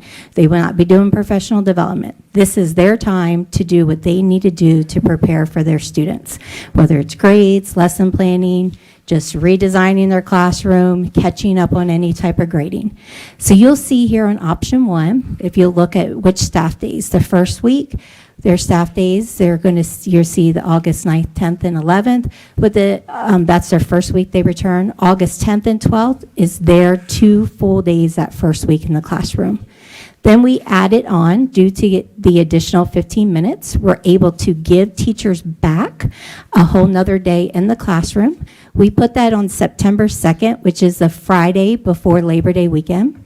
And we did that because that's the end of the first 3 weeks. We know every 3 weeks our teachers do their first form of communication to our parents through progress reports, as well as after the first 3 weeks, it's just like, let's take a break. Let's see what's working, what's not working. I've got to know my kids a little bit. So this is the ability for the teachers to have Friday before Labor Day weekend to be in their classroom and do as whatever they would like to do. We do not pull them. I want to reiterate that. This is not a professional development day. With option one, the additional 15 minutes, they also, you'll see, will earn another teacher prep day on December the 16th. This is the Friday before winter break. So usually our students and our teachers all go into the very last day before winter break. We're able to give this day back to our teachers as well as a prep day. So our students would end on the 15th and our teachers would have the 16th to try to wrap things up, because we really want them to be able to go on winter break with at least a little bit less workload on them and stop thinking about grading and enjoy the holiday. Another teacher prep day would be January 3rd. This year, January the 1st, New Year's Day, actually falls on a Sunday. So we would like to make it a district holiday where everyone is off on the Monday after New Year's Day, and then our teachers come back on January the 3rd, and it's their day in the classroom. We do not pull them. We do not have any meetings. That is their day. And then you'll see we are proposing, we finished before Memorial Day again this year. So our last teacher prep day would be May 26th. It's really important that we also note with option one, as well as in option two, we do not have to put in any weather days or snow days, because with the extra minutes for our students, we will meet any requirements. And if we need to shut down for health reasons, weather-related reasons, we will still have enough minutes so we meet those state requirements. So option two, so this is no change to the school hours. However, what we have done is that if you notice on the flex days, instead of teachers earning the 5 possible days, they would only be able to earn 3. So they would work 184 days and they would have 3 flex days. So you'll see the difference on the option two. Instead of a 4-day weekend in October to earn, they would just have the Monday off. That's possible to earn with flex, as well as February the 20th and March 27th. But you'll see that with option two, our students and our teachers would come to school on the Friday, October the 7th, as well as the Monday after Easter. And that would be our teachers and our students to achieve those extra days. You'll see for our staff days, the difference is we're gaining another day for our students. So they would actually, 2 days, they would actually come to school as well as the teachers on September 2nd. And they would come all the way to December the 16th. So they would finish before winter break on the same day. So that's the difference between option one and option two. So we did get feedback from different stakeholder groups. We met with our pyramid principals, who then met with the rest of the principals in their pyramids and shared the options. We did our district advisory committee, DAC, who's made up of some external stakeholders and accountability partners, as well as some parents and teachers that are on that committee. And then we also had our DIRC committee, which is our District Employee Relations Council, which has a representation from each campus. We asked our teachers from our DIRC committee to go back and share the 2 options with their teachers. We weren't necessarily looking for a vote. We were just looking for feedback. What did you like about option one? What did you like about option two? What questions did you have? What concerns? Some chose to do the vote on their campus. They created their own polls and shared that information. And some just sent us the feedback by the link as well. So this was the results we got back from our stakeholder groups. You'll see, as of today, from our pyramid principals and our DIRC, the final option that was selected was 80% for option one and 20% for option two. We thought it was really important that the feedback came from the campuses, because this calendar change is really impacting our campuses the most. So we want to make sure our teacher voice was heard, as well as our principals. So this evening, we're going to be asking and recommending to you, when you have an action item for the calendar, that we are recommending option one, which would be adding the additional 15 minutes. And that recommendation comes from the feedback. We were ready to go with option one or option two, according to the feedback from our teachers and our other staff members. So we will be going with option one as a recommendation. This last slide we wanted to share with you, maybe to The Y slide, in addition to additional instructional time and to have additional minutes built into our calendar, we wanted to share with you, these are the other Tarrant County school districts that surround us. You'll see that in the first column, or the second middle column, we have our daily minutes. Fort Worth ISD is at 435 minutes. With the additional 15 minutes with option 1, that will put us aligned with the majority of the districts around us in the county.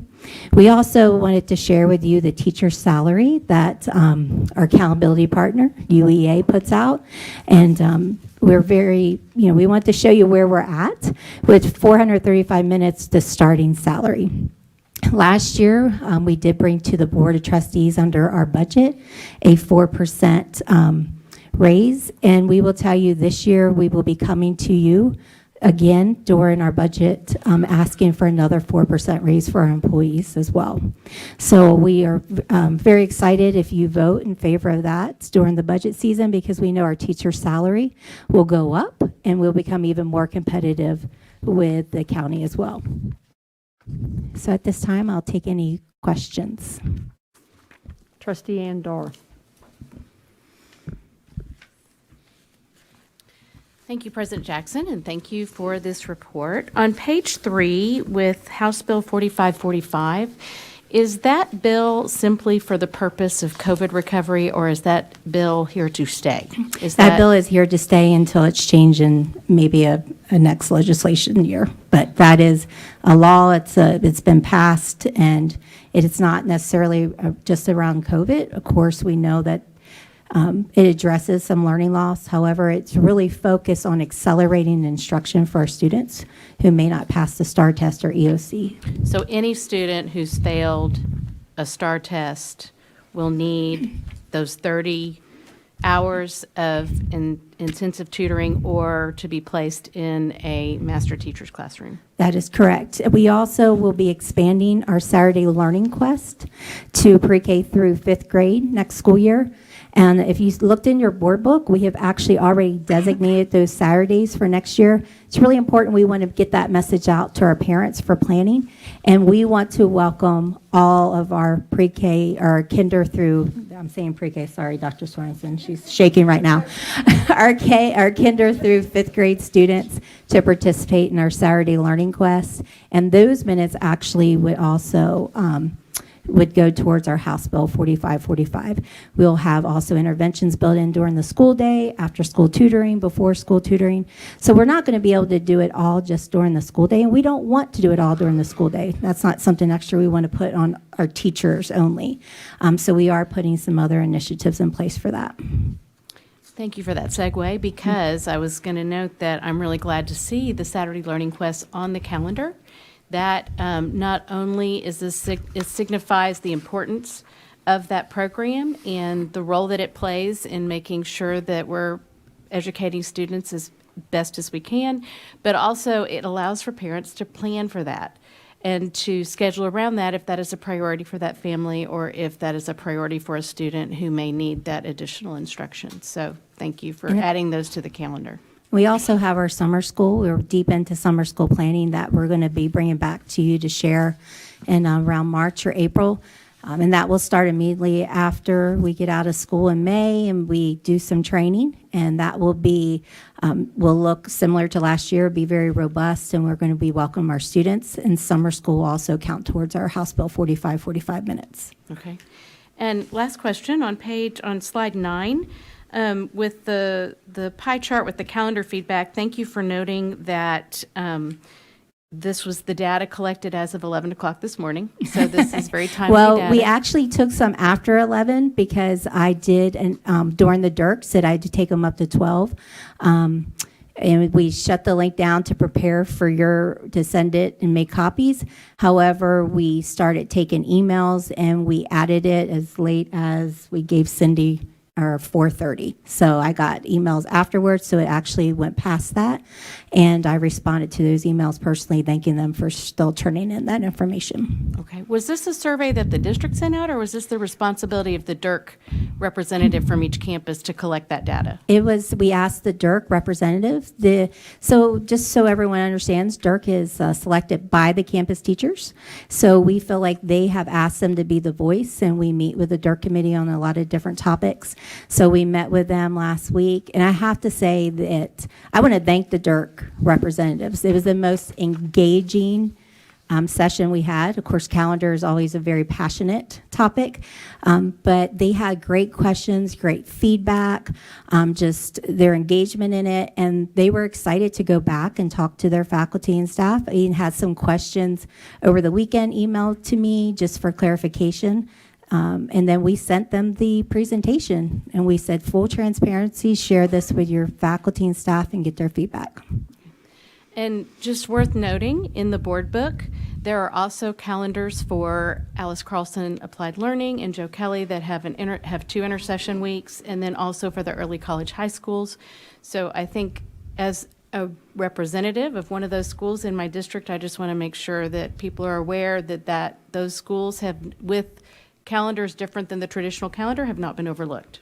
So thank you. And they have reached out, special shout out to Ms. Grubbs at one of our early college high schools. She's sent a couple emails for clarifying the questions, and I'm very engaged in it. So I know that feedback's going back to the campus. Pending your vote this evening, we will post the calendars, and then also send them out internally and then externally to our parents. Okay, thank you. Yep. Trustee Luebanos. Thank you, President Jackson. So we may have up to 4 days for the students if we do the extra time? So both options give us an additional 4 instructional days for our students. But actually, option 1 gives us even more because we're measuring in minutes. So it does go over the 4 days. I would have to recalculate how many minutes that is. But regardless, the minimum is an additional 4 instructional days with our students. And for our teachers will be 2 days more if we do option 1? So option 1, they will receive the extra staff days. So we did put in that they'll be able to earn back. We want to give something back to them because additional 15 minutes, we know our teachers are on campus additional 15 minutes. That's nothing. But they're on campus with students for additional 15 minutes. So we want to make sure we hear them every year. We need more time in our classroom. Less structure time with plan for professional development. So that's why we wanted to share the September 2nd. If we did the 15 minutes, we want to give it back. The December the 16th as well. So we want to give them back 2 full days in their classroom. And as well as the option of the flex day for the 4-day weekend. But this is their day, and it's tacked on to a 3-day weekend as well. For the Labor Day, which we thought would be helpful to just kind of reevaluate and breathe and reset. Thank you. And then on the times between high school and middle school, those 10 minutes, is that enough time between 8:15 and 8:25? Those 10 minutes early on, is that enough time for our transportation to get around? So we have met with Dr. Coburn, and he's working with his transportation department. And so we feel like by staggering some at the beginning and some at the end for high school that we should be able to do it, and by leaving our routes in the morning, the same for elementary. Okay, thank you. Trustee Roxanne Martinez. Looking back at the groups that this calendar has been presented to, can you tell us which ones have any type of parent voice, or has this been presented to any parents? Sure. Our DAC committee actually has parent voice to it, so I was very intentional to ask the parents what they thought because we want their lens. In the past, a couple of years ago, we did put a poll out when we were voting on our calendars. This one we just feel very strongly and passionate that this is about teachers, this calendar, when we're asking for about additional 15 minutes and additional days. So we wanted the parent voice through the DAC committee, but we really wanted the feedback from the campus level, from the teachers.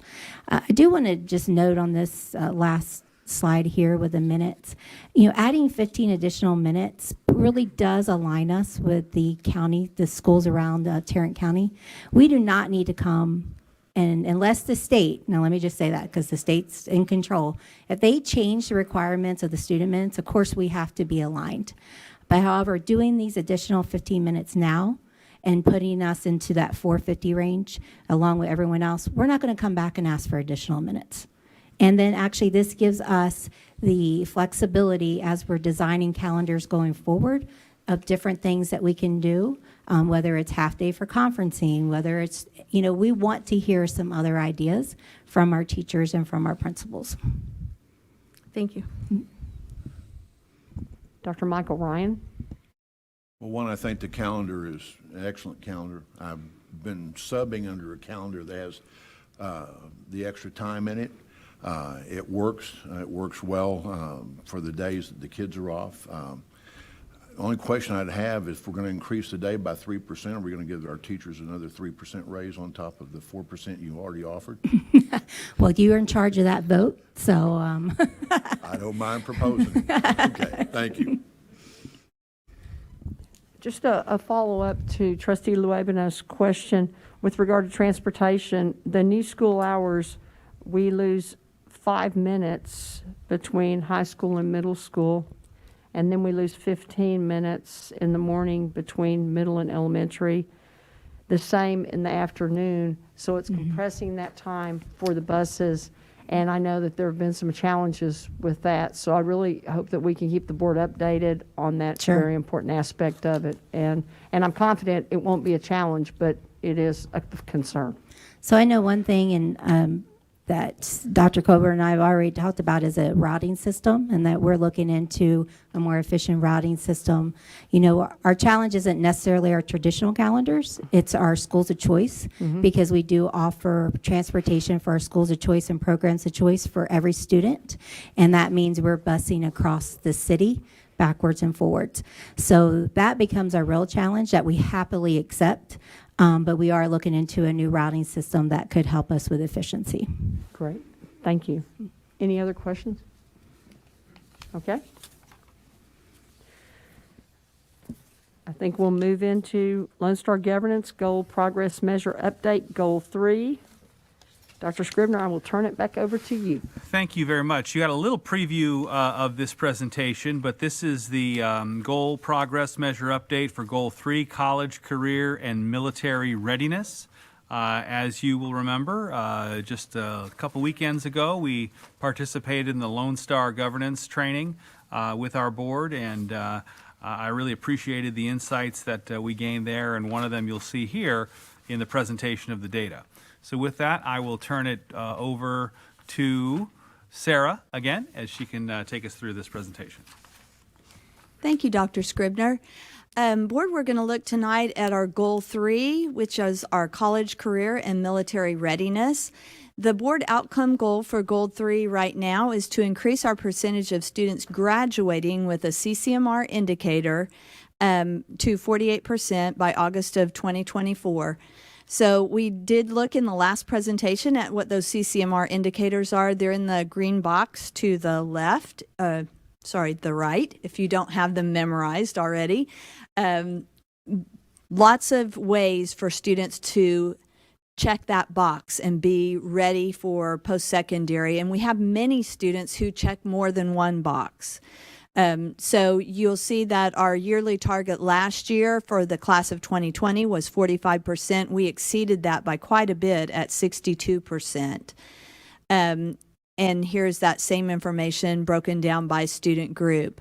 So looking at our goal for this year, 2021, at 46%, we want to look at what is leading to that, and that would be our grade 12. Grade 12 leads into graduation, so we're tracking that actually. Schools start looking at 9th grade and watch from 9 to 10, 10 to 11, and 11 to 12. Our goal progress measure 3.1 for grade 12 students on track last year was 35%, and we surpassed that and had 50%, or half of our kids already meeting that target prior to graduation. And some of those things like the CT licensure exams happen in the summer after graduation, so it does go up after they've walked across the stage. They can still get some of those things. Some of them they can't take until they're 18 years old. So for the mid-year this year, for our current class of seniors who are in grade 12 right now, we are at 34%. You see there for the 2021, it's the orange bar on the left. And I've also given you the last couple of years. You'll see it was a little bit higher last year. I think we still are well prepared to exceed the goal this year, our board goal. We see that little bit lower is mainly kids passing AP in prior years when we were in the virtual learning environment. Some of the kids did not do as well on their AP courses in virtual learning. Also less opportunity to take the SAT and ACT because of sites being closed on Saturdays and some other things during the pandemic. But we're well positioned to exceed the goal this year. There's that same information by student group, and you'll see that that's pretty consistent, that there may be even a little bit ahead of 2 years ago pre-pandemic for African American.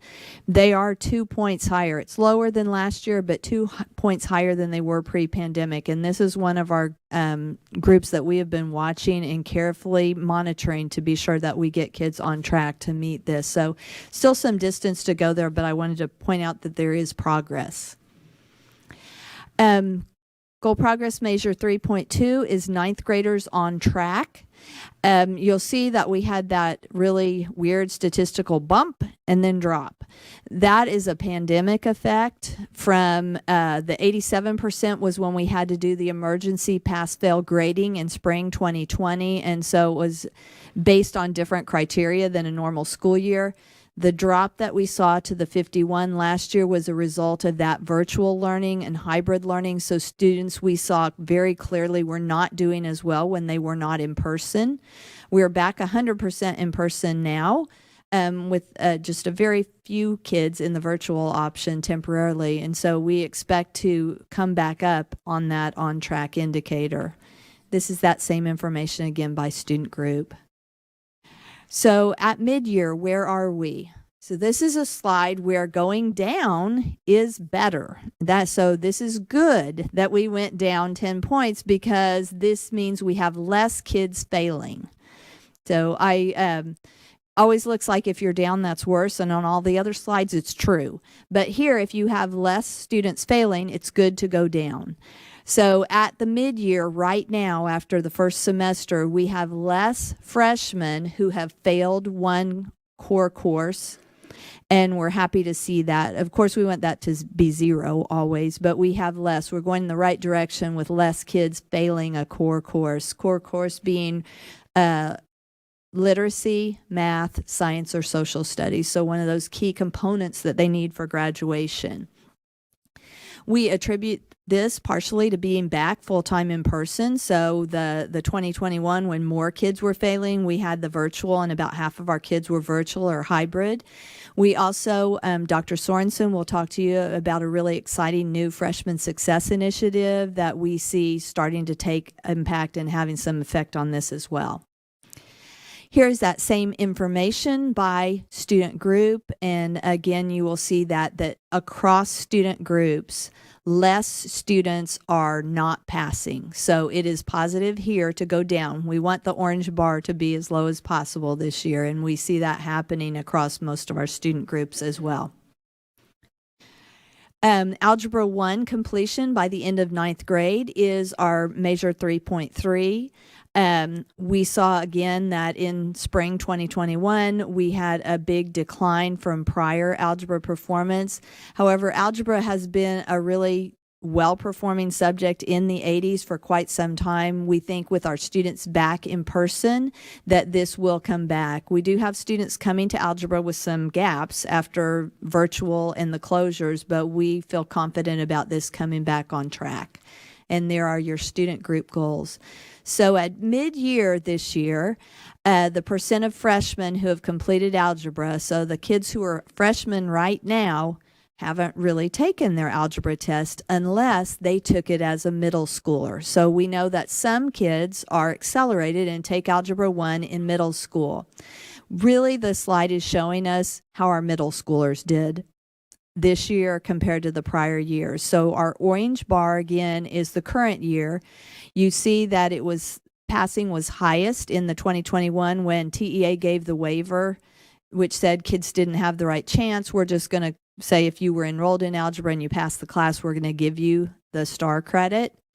And then back to pre-pandemic in the 1920. So we're slightly under that, but we do expect this to come up when the actual enrolled freshmen who didn't take it as middle schoolers take it.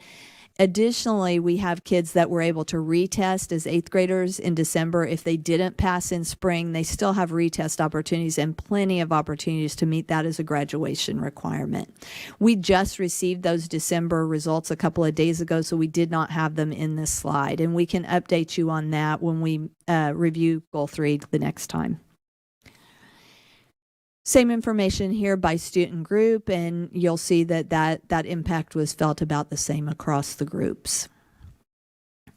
Final goal progress measure you have is 3.4, and that's on SAT and ACT performance. Those are two of our college indicators, and the cut scores are there on the right for you if you would like to look at those. We have seen some impact of the pandemic. Again, I talked to you about that earlier with the closures. A lot of our kids decide on their own to test again on Saturday, especially if they're trying to go to college and they want to up that score a few points. Many of the sites were closed. So we had less kids getting retest opportunities, and then some of our virtual students opted not to come in and take the test. So for our class of 2022, this year's seniors, we are 2 points lower than last year, but we will be offering that as a school day administration again this spring. We are also building a program of giving the PSAT more often, which will better prepare our students to do that. So in future years, we see this rising. And again, it's just one way to check off that college, career, and military readiness box. There's our student groups. Another way that they can do this, which is not part of the current board goals, but I wanted to share it with you because it's a really positive finding. Students can take the TSIA test, used to be called Accuplacer, or they can take a TSI prep course, and if they take the course and pass the course, they check that box. Some students aren't great test takers, like they get really nervous on the test day and it tends to not show their best. The course allows them to do that over a semester or 2 semesters. For the English, they can check the box by doing it 1 semester. Math requires 2. But so you see the blue bars up there, the 27% last year and the 33% this year represents an increase in kids enrolling in the prep class by 6%. The more impressive thing is the 18 and the 33% tan bars. More kids are meeting the requirement, so they participated in the class and they got the credit. You see last year it was kind of backwards, 27% enroll, only 18% got their credit. This year at semester for English, it's 33 and 33. They enrolled and they earned the credit. So we're really encouraged by this. Math will take 2 semesters. So you see that just to the right of the English. The enrollment is up. And so we're assuming at the end of first semester that we will also see the credits earned go up. So pretty encouraging, and that may be something the board may want to include with SAT and ACT moving forward as you think about new goals. This is just another avenue open to our students. And then I wanted to show you, this is the 2 years for all of our students enrolled and met. You'll see the blue bars going up, but if you can kind of take your eyes across, I'm going to do one with you and then you can look at it at your leisure. But if you look at African American, the first tan bar that you see on the left-hand side of the screen is 21%. So last year, 38% enrolled, 21% earned credit. Now look right in the middle there of 21-22 where you see African American again. This year it was a 39% enrollment, 41% earned the credit. So 20-point jump in African American students earning credit through this college prep course. Really nice to see that we are offering this now at all of our high schools so that all of our students have the opportunity to choose this as a pathway. The other thing that this does for them is allows them to enter college, whether it's at TCC or a four-year college, in a credit-bearing course. They don't have to take remedial courses. This shows that they're prepared. So it's money in the pocket for that student and their parents. This is the math enrollment again. We won't have the completion and credit earned until after the end of the second semester. But I want to share both of those with you. And I'll turn it over to Dr. Sorensen, and she's going to talk to us about some of, or to you, I'm sorry, to Ms. Molinar, and she's going to get us started on supports. So board, that's okay. So we just wanted to, as we always do with our LSG, we want to show you what actions we're taking to address the data. So just a reminder, these are, this is nothing that you haven't seen before, strategic priorities. Tonight, you're going to see Dr. Sorensen and Ms. Castillo really focus on number 4, how we're creating and modeling a data-rich culture on our campuses that's really focused on student growth and achievement, as well as the leadership priorities for our principals and assistant principals about a data-informed culture that Dr. Sorensen will really dig deep in this evening with you around our Freshman Success Initiative. It really is about improving the access and success to the students and using data to address those individual student needs by looking at data on a daily basis. And this is about continuous improvement. We, of course, for our ESSER funding, the Freshman on Track initiative that Dr. Sorensen will share with you this evening was one of the investments with our ESSER supports, as well as additional PSAT testing that Ms. Arispe shared, our dual credit expansion. We're really looking at that pre-K through 20 college and career readiness with our T3 partnership that you'll hear a little bit more this evening, and then, of course, closing the access and the achievement gaps. Thank you. Good evening, trustees. So I just want to share with you about the Freshman Success Initiative that we have here in Fort Worth ISD. I'm really excited to share with you what we've got going on at all of our campuses across Fort Worth ISD. The year 1 mission for our Freshman Success Initiative is there for you, and is in alignment with board goals to have at least 78% of our freshmen to be on track to graduate as measured by the Freshman on Track criteria listed for you there. And again, in alignment with the board goals. I do want to bring the board's attention to that fact that this is not an intervention program at all. It is not intended to be an intervention program. It is a way of doing school, and it is a way of being proactive in how we work with our students in order to make sure that they're successful so that they are not behind at the end of freshman year. And so we look at weekly analysis of what we call bag data, which is their behavior, attendance, and grades every single week with the freshman success coaches. I've worked in partnership with Marlon's department to create this amazing bag report that we look every single week at how our freshman students are doing so that we can keep track on how they're doing in each of these areas and not to be punitive, so that we can be proactive and that we can be supportive and that adult behaviors can change so that we could support our young people. So why freshman success matters. This is our partnership with the Network for College Success, which comes from the University of Chicago and the To and Through Project. So Freshman on Track is more predictive of students' odds of graduating high school than all other factors combined. So we want to be proactive on the front end. We know that in Fort Worth ISD, we spend a lot of time on credit recovery and how our seniors are doing and how our juniors are doing. And so what we want to start doing is, how are our freshmen doing? How are we working with our freshmen right from the day they enter our high schools, even the summer before, to prepare them? How are we working with our families in 8th grade in order to prepare our students so that they're ready for high school? We know that when students are on track at the end of freshman year, they graduate at a much higher percentage rate than freshmen who are off track. And the data from a national study coming out of the University of Chicago is right there for you. Freshman year GPA predicts later educational attainment better than test scores. So we're looking at how our students are doing in their classes. We have an initiative across the district that doesn't determine on track, but many of our high schools have adopted the be or better mentality, right? So it's not just about are they getting Ds, but are we getting Bs? Because we know that GPA is an indicator of college and career readiness. And how are we preparing them for the world after they leave Fort Worth ISD? How are we ensuring that each and every one of our students is prepared for college, career, or military readiness when they leave our institution, and that they have options as they navigate through our system? Many more students failed core courses in 9th grade than they failed in 8th grade.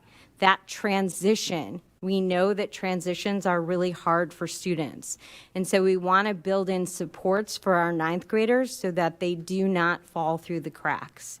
And so we have conversations with our freshman success coaches and our freshman success teams that exist at every single one of our high schools around how are students doing and what are the adult actions, right? Because it's not about the students changing, but what are the adult actions? It's what we learned over and over again at Lone Star Governance, right? Student outcomes don't change until adult actions change. So what are the adult actions that need to support our students so that the student outcomes change? And why freshman success matters again, over and over again.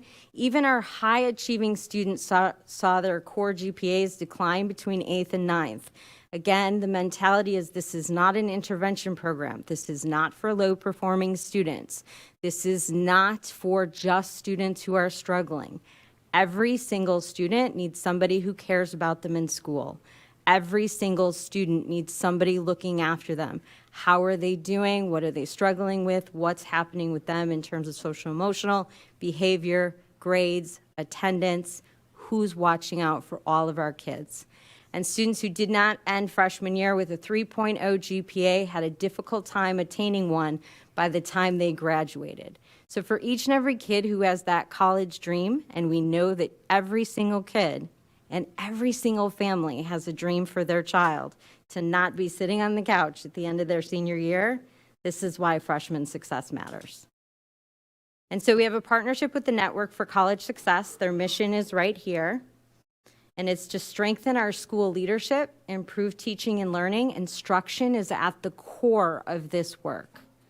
Again, I cannot continue to say it enough. This is not an intervention program. This is about changing the way we do school and the way we support students, the way our instruction matters. We support freshmen transitioning. So we have done professional development with our principals. We have done professional development with our freshman success coaches, and we do professional development with our teachers to build strong culture and climate. And the freshmen and the Network for College Success has come out from Chicago several times this year and will continue to provide professional development on site to our district. Teachers, freshman success coaches, principals, assistant principals. It has been a large-scale district initiative. Here's the framework for you for a conceptual view. Again, I want you to see the multiple roles, principals and assistant principals, the freshman success team lead, and the freshman success team are all involved in this effort on the campus. Quality instruction, student supports, all leads to student success. And then the framework allows for defining roles around the principal, the assistant principal, the success team lead, and the success team. And so this, again, is happening in each and every one of our high schools. And so this is just an example. This is not intended to negate Ms. Arispi's data. This is just an example of conversations that we have with our freshman success coaches when we meet with them monthly.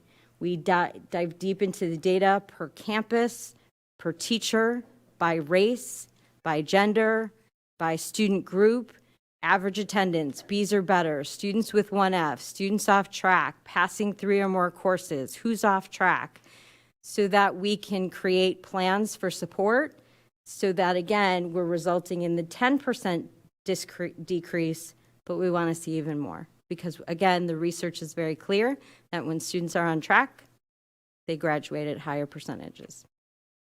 So why do we focus on this? Again, collective efficacy, freshman success, B's and better, and adolescent development.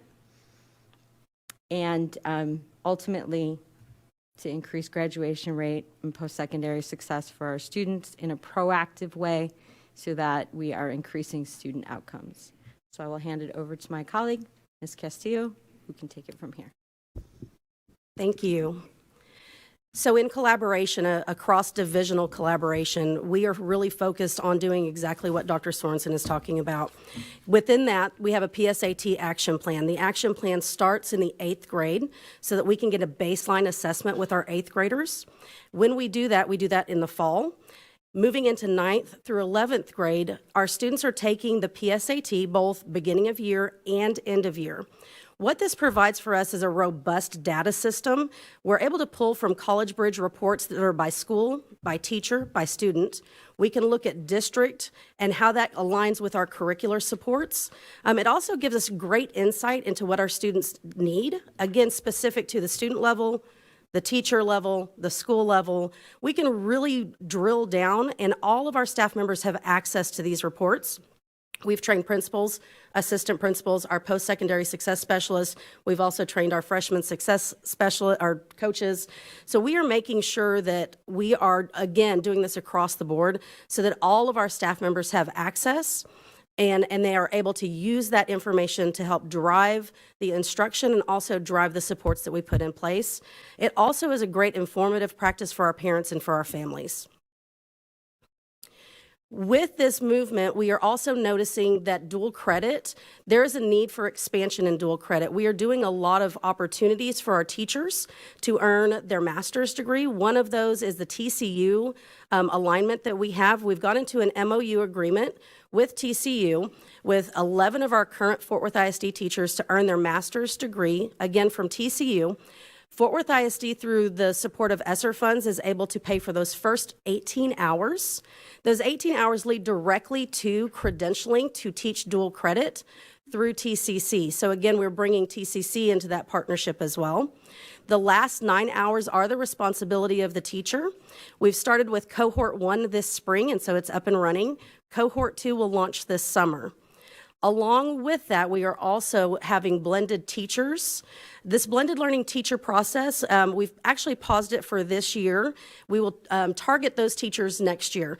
Basically, what we'll do with this is we'll hire 5 teachers who can teach across the district. So they wouldn't be specific to one campus, but could actually support if you have one campus that maybe has 5 students that are interested in this course, on another campus 10.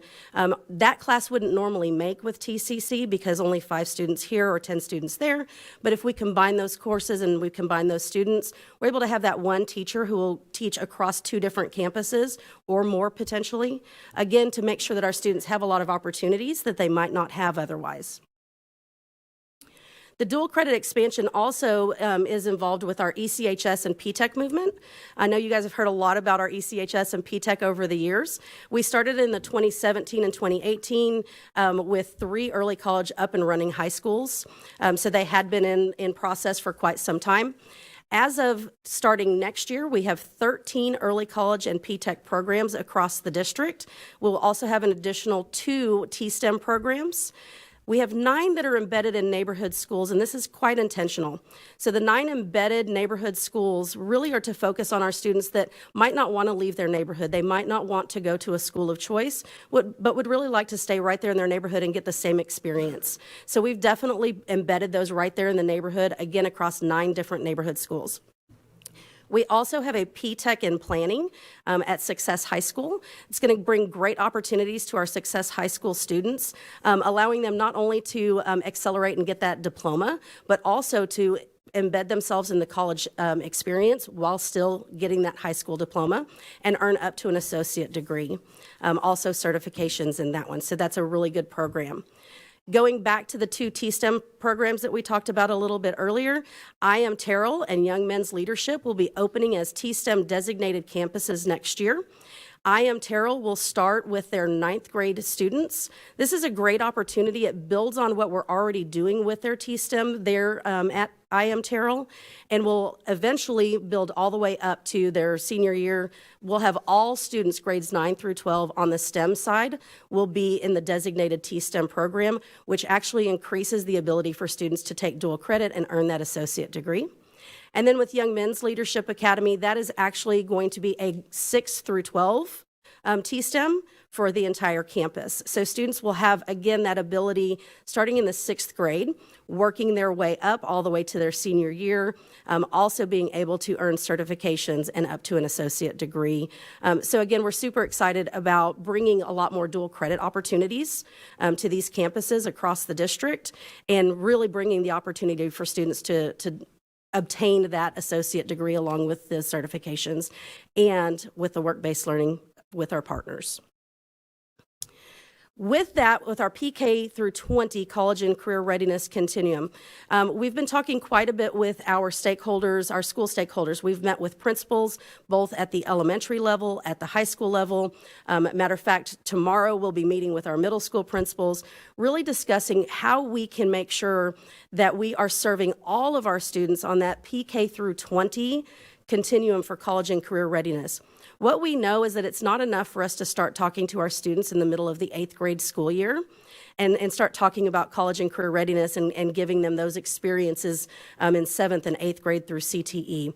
We want to make sure that we are really focusing on giving our students the preparation, the awareness, the experiences pre-K all the way through 20.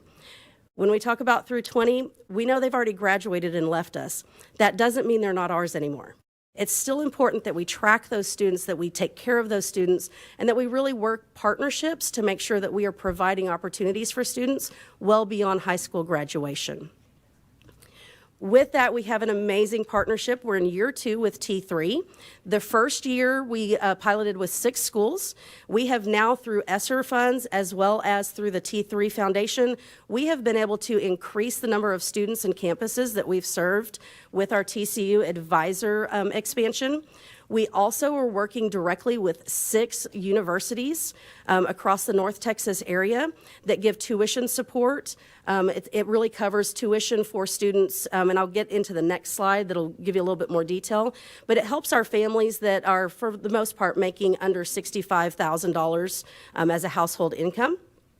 It also creates more opportunities for our students to have those exclusive scholarships. And again, this is for all students. So all students, once they do that T3 pledge and we get them in the door, it really does give them a lot of opportunities to move forward with T3 into that pre-K through 20 continuum, helping students along the way. Not only are we focused on monetary support, we are absolutely focused on mentorship and summer bridges to make sure that our students have the extra preparedness to move on to their next steps. It's absolutely important that we're supporting our kids more than just financially. So when you look at the T3 Last Dollar Scholarship, so it is a last dollar scholarship, which means it doesn't cover housing or books or other fees. It does, however, cover their tuition. So when you start breaking it down, it is based on family income through the FAFSA. So students will fill out that FAFSA depending on how many household members they have, depending on the family income. It will then determine what their eligibility is for that last dollar scholarship. You can see that with TCC. Now, if you look into the university below TCC section, you'll see we have several universities that have said anyone who makes $65,000 or under can go to those campuses, Tarleton, TCU, UT Arlington, UNT Dallas, UNT Denton. Those students who their family members, family income is less than $65,000, those students will go tuition free to those schools. So this is a huge partnership for our kiddos. You also look at the next one down, which is Texas Wesleyan and Texas Women's. Also, we're in an MOU agreement with those 2 universities for anyone under $50,000. So again, tuition free, students have that ability. Again, it's the last dollar scholarship in addition to their financial aid packages that they're receiving. And then I'll pass it back. And then, of course, we're always trying to be proactive and continue to address the slides that Ms. Arispe went over with you earlier, and just focused on continuing to improve our Tier 1 instruction that happens every single day in our classrooms. Again, reminding the board that we did a secondary literacy adoption last year that we are implementing this year with pretty intensive professional development in our literacy classes across and our advanced placement classes, the restructuring of our Reading 1 and Reading 2 courses in our high schools to really focus on our adolescents who are still struggling readers. We do know that our students, some of them arrive at high school and are still struggling with decoding, and so we have to address that. And so there is a complete restructuring of those courses and new resources to address it in a safe and supportive way. Ongoing professional learning for our teachers so that our students are getting support in the core content areas. Focused professional learning specifically for our EOC courses. That through ESSER funding, we are stipending for our teachers so that they do get compensated, because we know that our STAR retesters, we want to get them through. So we want to make sure to pay our teachers so that they get the supports that they need so they can support our students. We also will be coming back and sharing with you in February how we're supporting through our tutoring initiative our campuses so that they can support our EOC students through tutoring. Our HB 4545 boot camp for our EOC students as well. And very specifically, test prep for supports for juniors through Princeton Review. We have a couple of Princeton Review test prep programs depending on how students score on their PSAT, as well as Khan Academy that is available for all of our students. So just wanted to make sure that the board was aware that we also have ongoing supports for our students at all times. Thank you. So we just want to close out our comprehensive LSG Goal 3 report with you this evening to show you a new format that we included in your packets as well as in the email that was sent out to you. This is our new report. It's your executive summary. After attending the LSD training as a board, this new format was shared with us, and we quickly turned around on how we could provide you this executive summary report. So you'll note that this new format you'll receive just shows where we're at with Goal 3, which we are on track. It also gives you the data points under the progress monitoring. And then, of course, the support data and the evidence and the actions that would occur. And we include it down to the campus level data, which we will continue to do for Goals 1 and Goals 2 that you'll hear more about in February. At this time, we'll take any questions around this LSG report. Trustee Ramos. Yeah, I guess the first part is excellent way of presenting the material for Lone Star governance. I mean, it's everything that we've been looking for, I've been looking for, and I appreciate that because it's telling them if we're on track or if we're not on track.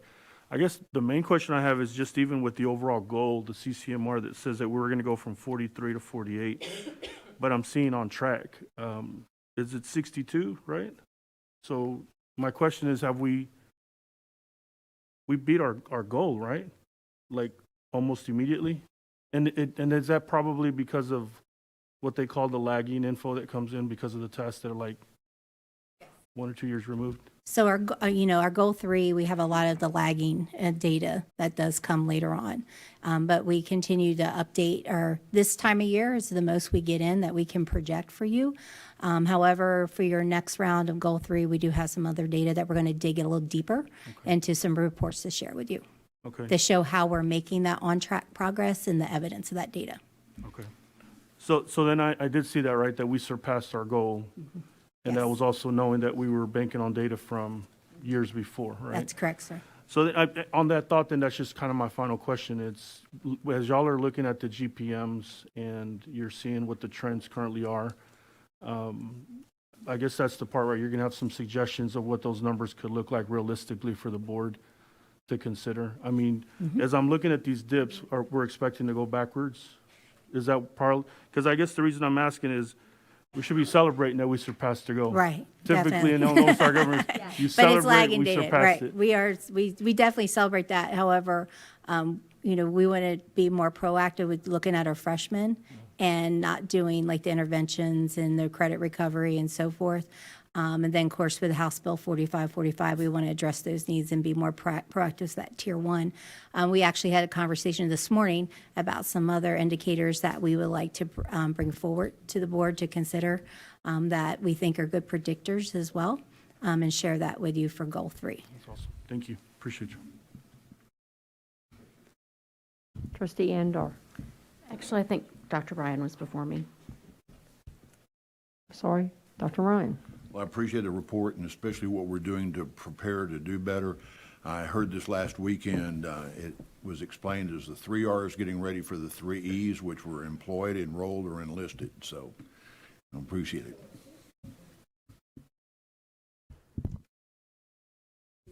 Trustee Dar. Thank you, President Jackson. Thank you for this report. In following what Trustee Ramos just mentioned, that we have already exceeded our goal, I would love to see this board increase that goal even more, to continue to raise our expectations for all of the students of Fort Worth ISD. But what I do appreciate more than anything is that when you bring this report to us, you're not bringing to us also the things that we have been doing, but you're bringing to us new things that we will be doing. As the mother of 3 former freshmen, that transition from middle school to high school is hard on so many levels, not just academically, but socially, emotionally. It is hard to make that transition. And my 3 former freshmen had very rigorous, good experiences in 8th grade. It wasn't because their 8th grade teachers didn't prepare them. It's just a hard transition. And likewise, the transition from senior year in high school to freshman year of college, or whatever the post-secondary goal for that student might be. I am thrilled with the freshman success teams. I love the emphasis on relationship building, where every kid needs to have an adult that they trust and that they can go to when they need some assistance. That's critical. Who comprises the success teams? Are they groups of teachers? Do we have additional staff that are providing that service for students? Who are these people? They're magical. Okay. So it's the teachers who teach freshmen are the main team members, but it's led by the freshman success coach. Counselors are on the team. The post-secondary specialists are on the team. The teachers who teach the students are on the team. There are anyone who touches those kids is part of the team, because we have to get to know them, where they come from, what's their story, what's their struggle, who are they as individuals. And data is not just quantitative, it is qualitative as well. And so as we look at each one of their data, every data point is a child.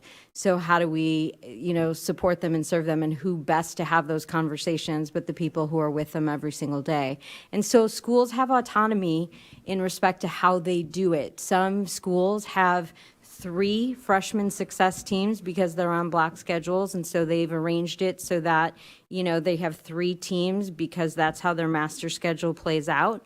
Some of our other schools have 1 because they're a smaller school and their freshmen are, rotated through a smaller group of teachers. And so we've given schools voice in how they do it, with some very clear parameters aligned to the framework of here are the non-negotiables in terms of student support.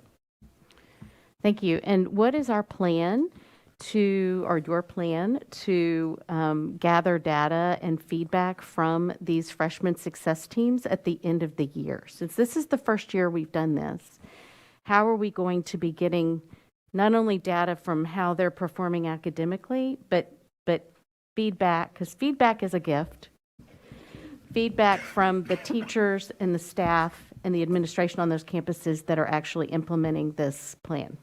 So thank you for asking me that, Trustee Dar. So first of all, we've already had an initial needs assessment that was done by the Network for College Success, and they met with multiple layers of stakeholders, principals, freshman success coaches, data analysts, teachers, students, we gathered student voice, and we got that during the first semester.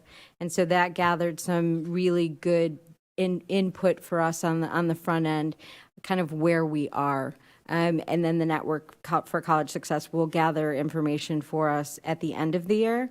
And then it's a cross-departmental initiative. Mr. Moore's department, Dr. Science Division, myself, we sat with Ms. Molinar, and we reviewed the needs assessment in terms of where we are. And we'll look at the data again at the end of the year, look at the same stakeholder groups so that we can go into next year prepared for what we've learned so that we can be better, stronger next year. Okay, thank you. Trustee Luebanos. Thank you, President Jackson. Thank you so much for this report. I'm really happy to see that how proactive we are going to be how we are proactive with our freshmen going forward. On slide 7. So on that report, on that slide, we show Hispanic students on 32%. So that's a decrease of 5% from previous pandemic, and then 8%. That's the only group that has such a big gap between on that chart between the other groups. So what are we doing, being proactive to have that gap closer to the 40? Sorry. Thank you, Trustee Luebanos. I think on that, very important noticing, and thank you for bringing that out. As I said, that we had a gap in our AP scores. So I think that being back in person will help much of this, because some of that was students didn't have the same type of access that they had before to their teachers and working closely with their teachers. The SAT scores were the other big component that went down, primarily in SAT math. We saw math go down nationally and statewide. That virtual learning did not work as well for students in who were in mathematics. And a percentage of those you also see in that EL number, because not all of our Hispanic students are English learners, but there are a percent. So you see that mirrored there where that gap is a little large with our EL students. Also having those additional language supports that they receive better in person from their teachers. So I think that we believe that the in-person instruction will address much of that, but we're also watching that student by student. Every school gets a report on the percentage of their students that have met, and they're monitoring that now in real time. And I guess the special ed went across 4% from last year to this year. Yes. That is the one group that didn't see that same decline. And then also for slide 15, we have the same thing, the 2% across the board for special ed. Correct. And some of the students that may be taking that as special ed also have additional supports through their IEP program that could be helping them overcome some of those challenges. Thank you. Yes. Trustee Martinez. I first want to just thank you for the report and also say that I'm seeing the Freshman Success Initiative in action already, and absolutely love that we are, like I said, building those relationships so that way students feel like there is someone they can trust during this big transition to high school. But I also shared a concern, and it's actually slide 9. Looking at the data on slide 9 for measure 3.2 for grade 9 on track, it looks like across the scale there, the majority of the groups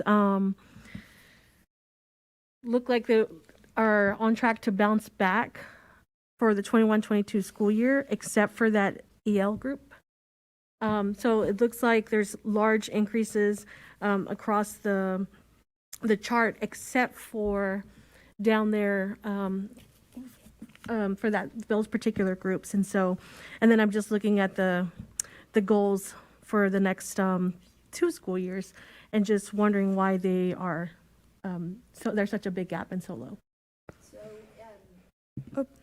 So when the goals were set by the board and the GPMs were approved by the board, it was based on the performance at that time and incrementally increasing it.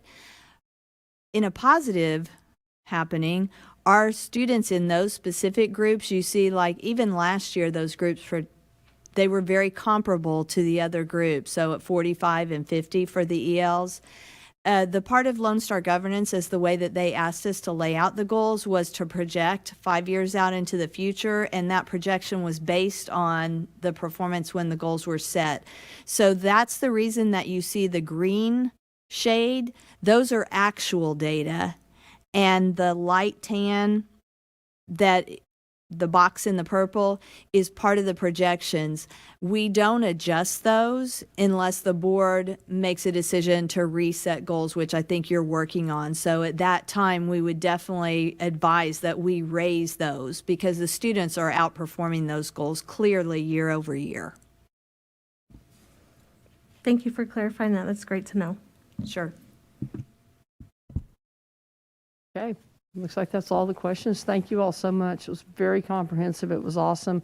I love it that you're leading and you're building and it's showing. And I think our kids are going to benefit not only now, but decades forward. I mean, this is a new base for us, so thank you. And at this time, we're up to consent agenda items. Do I have any discussion of consent agenda items? Trustee Dar. Thank you, President Jackson.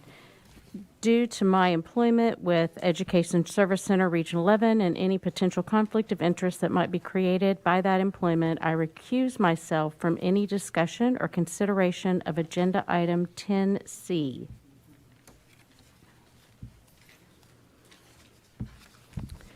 I would also like to address several of the policies that are the first reading of the policies. I have several questions, and then I would like to move BDAA local to the action. I know it's all in one item, but I am not prepared to vote favorably for this particular proposal because I feel like some of the wording I can't get behind it. Some of it is ambiguous. This is in reference to duties and requirements of board officers and would put into place a specific succession for the vice president to succeed the president and the secretary to succeed the vice president. My concern, I understand the reason and the rationale behind it. I think it's a logical rationale. My concern is the math. And the fact that this board, the composition of this board is only guaranteed for 2 years. And any member sitting at this table is only guaranteed to be sitting at this table for a maximum of 4 years. That person may or may not seek re-election. That person may or may not be elected. And with this policy, it would encumber future boards to accept the officers that were chosen by possibly a different board and would be, in my opinion, very restrictive to what that board, future boards can do. It would to use an idiom, paint the board into a corner. That is why I don't not support the thought behind that process. I cannot support this the way this particular policy is written. On the second policy, which is required by the state of Texas on human sexuality education, I do have a couple of questions, and I'm not exactly sure. Would that be you, Ms. Molinar, that would answer those questions? Sure. This policy is required by state law, correct? That is correct. You'll see the revisions require us to bring any adoptions to the board after it meets with the SHAC committee, and that is posted on our webpage, who comprises the SHAC committee. So those revisions were required. by the state and TASB. So those are the revisions in the policy. Okay. So that chat committee is already created? Yes, ma'am. Okay. Is there a timeline for implementing the human sexuality curriculum in the district that is, it doesn't specify a timeline in the policy? So it's an adoption curriculum that we normally take. And Dr. Sorensen, do you want to share? I'm not familiar when our next adoption for.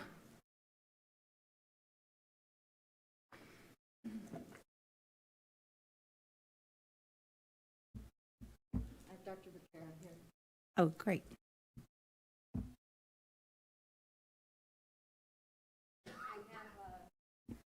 Dr. Rowena Becerra, she's our Director of Health and Physical Education here as well. So we are actually in the middle of an adoption process for health and physical education.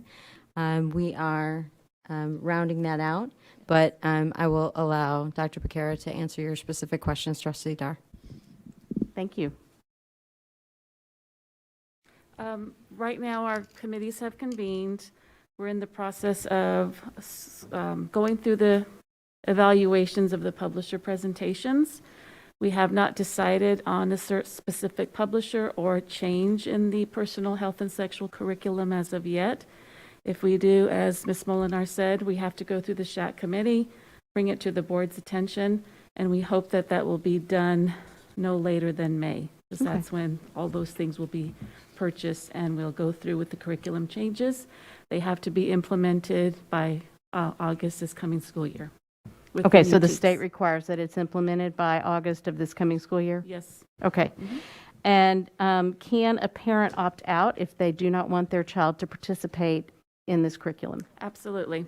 As you know, we went into a active consent for all of high school personal health and sexual curriculum this year.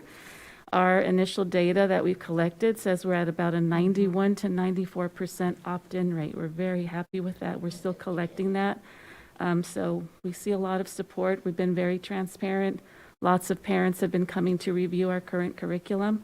But yes, it's an active consent where they have to opt in. If not, we have other health education components for the students to participate in. So there is an alternative curriculum? Yes. They're not just sitting there staring at a wall? No.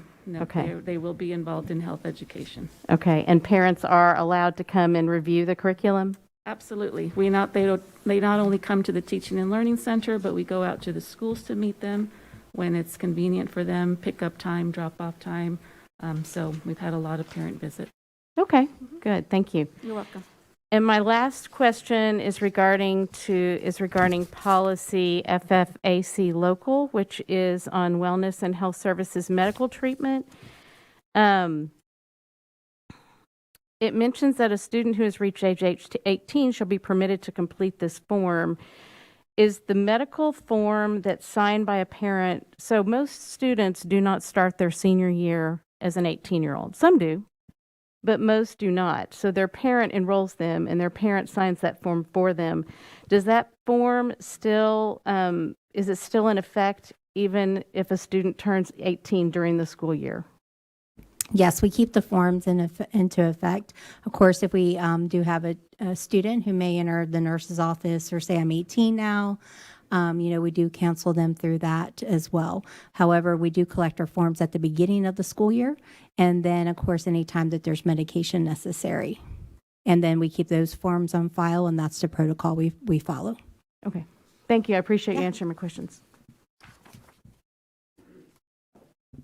Okay, Trustee Dar, I want to get clarification. It looks like we can move BDAA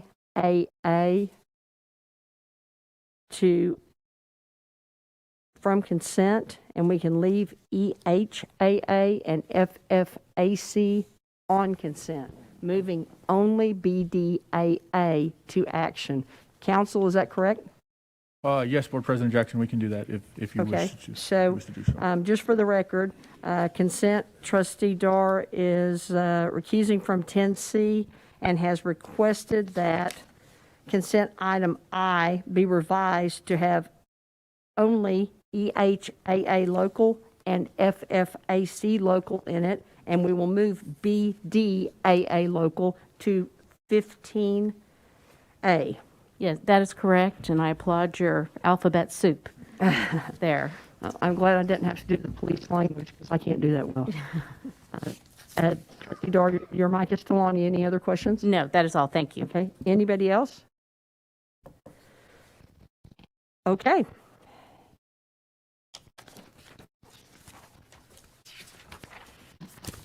Time is 8:10 p.m. and the date is Tuesday, January 25th, 2022. We will now recess and reconvene for executive session as authorized by Chapter 551 of the Texas Government Code under Sections 551, 071, 2, 4, and 6.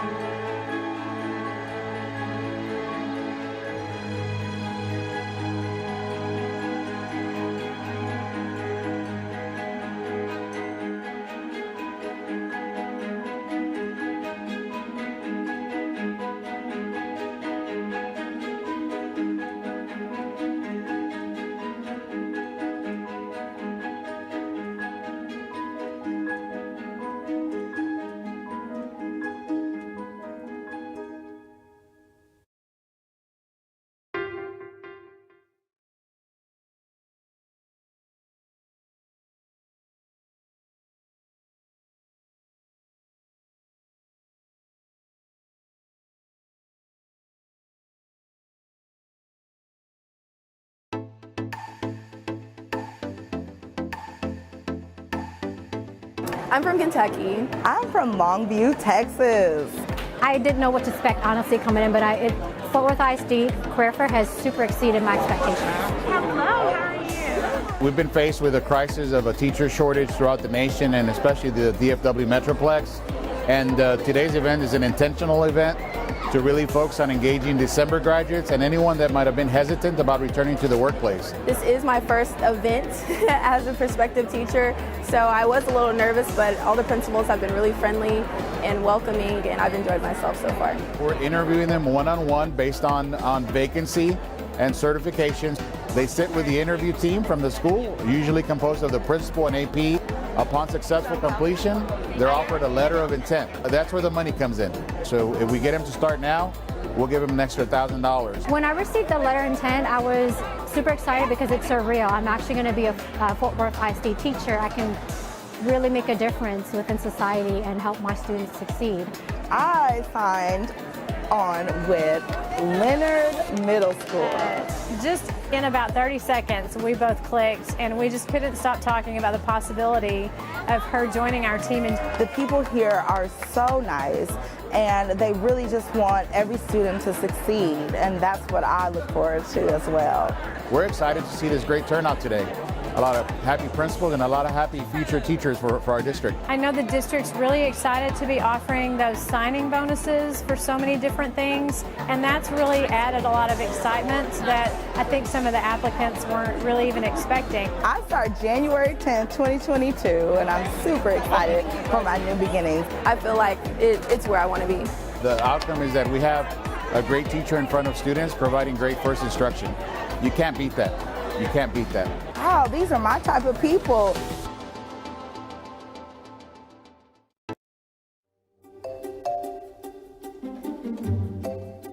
You're gonna see, because it's gonna go up.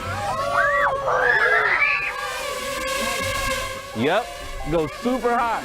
We are actually demonstrating our drone program that we have in Fort Worth ISD with our elementary schools through our STEM trailer.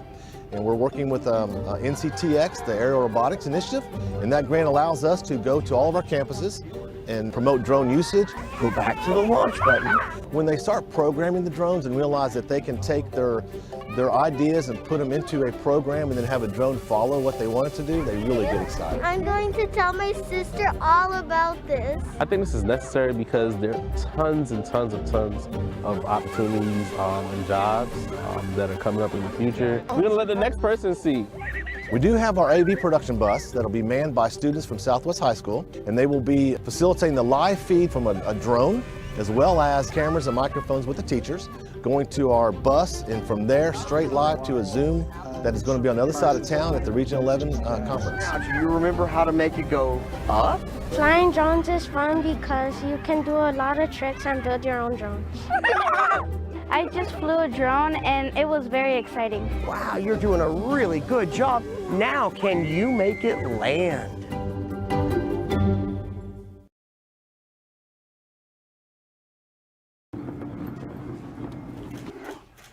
What you saw today is the standard daily protocol that we have put in place since COVID-19 began March of 2020. Cleaning, disinfecting of all surfaces. We also have a spray cleaner, Virex, that's hospital grade of protection and disinfecting the air. We have to be flexible. We continue to sanitize high traffic areas and different classrooms throughout the district. Yes, this is something that's happening today, but we're always doing this.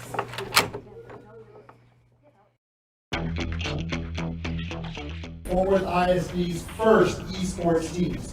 Game 2 has just been won by the Blue Team. Seemed to have a 1v1 here between a villager and a pit, probably in sudden death here. Today we're having our kickoff event for our esports competitions here in Fort Worth ISD. It also serves as a test event so we can be ready for our larger meet that we're going to host in the spring. Esports has brought that video game culture into an environment in school where they can build teamwork, they can build that camaraderie.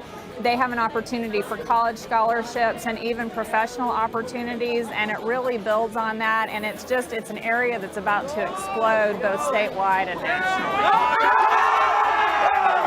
Like right here, we're working together as a team to reach our goal, and then a company could use us as well to reach our goal, like stocks or something like that. We know students are successful in our schools in their academics, but in order for them to want to continue being in school, they need something to grab onto. Esports can serve as that. We were playing a match of Smash Bros. 3v3. We ended up losing, but it was fun. People think, oh, well, it's just kids playing video games, and it's really not. It's students developing life strategies and really building life skills and lifelong opportunities for these students. Team Bowser going for an amazing down air. What we were doing earlier today was shoutcasting, which is basically speaking over the gameplay and giving commentary on what's going on. Kind of like you would see on top of a football game or something like that. Red team seems to have won with Sonic.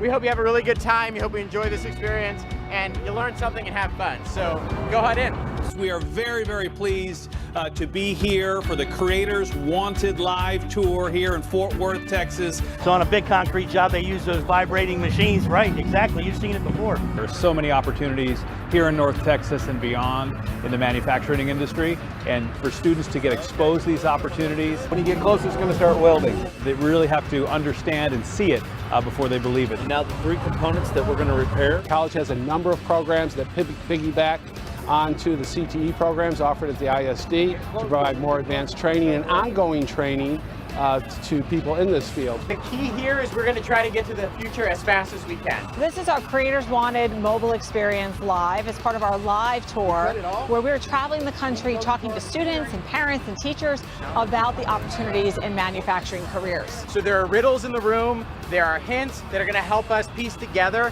how to get out of each of these rooms. You guys can come on up. Easy money. Before we get started, I'm Cassie. I'm going to be taking you through. It was really surprising. I didn't expect any of what I just experienced. It was really fun though. One group is who, and then what you would be correct. Okay. Come on in. We're looking for 4 puzzle pieces.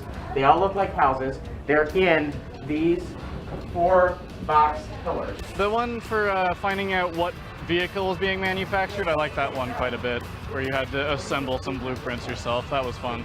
I was really interested in, computer science and computer programming, and I'm thinking that that's something that I could use in the manufacturing field. We have almost 1 million open jobs in manufacturing all across the country, but here in the Fort Worth, Dallas area, we have 58,000 open manufacturing jobs today. This is a great opportunity for us to connect with our students and help them connect with their future.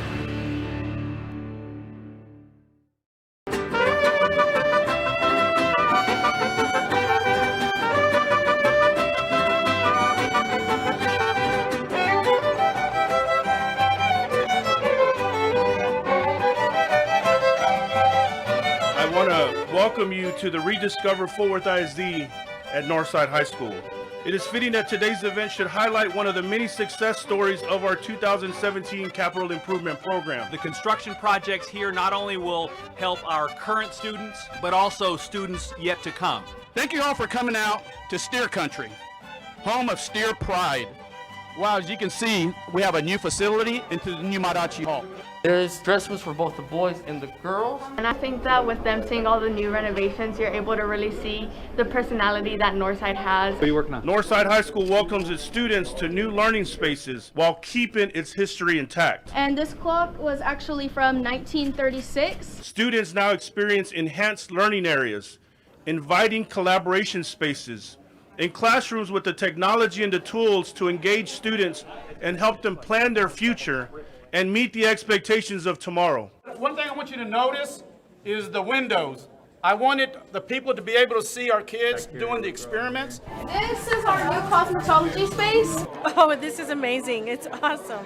Last time I was in the cosmetology room, I was at South Grand Prairie High School and they shaved off all my hair. This is a great place to be. It's wonderful. This is the automotive shop.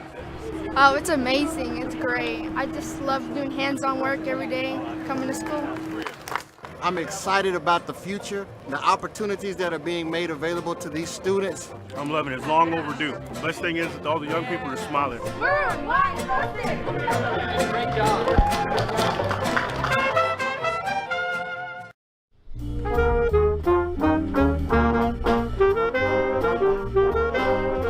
Welcome to Rediscover Fort Worth ISD at Southwest High School. It is fitting that our first event is to highlight one of the many success stories of our 2017 Capital Improvement Program. I will be leading you on the tour today. Your tour this morning will showcase the new and the exciting areas of Southwest High School that are complete, but you will also see ongoing construction. This renovation project has resulted in the modernization of a campus, as Trustee Dar stated, that was built in 1967. And in this room, both aesthetically and for 21st century learning. This project is on time and on budget, and our students are just as excited as we are about the new construction. Hope you guys like our new robotics lab. I think you're going to be blown away with a lot that you're going to see today, but our engineering and robotics site, it's first class. And to think, it used to be a closet. Just yesterday, we started refurbishing it, and we put it together, and we test it, and it's here for you guys now. We've been a part of the engineering program at Southwest for 4 years.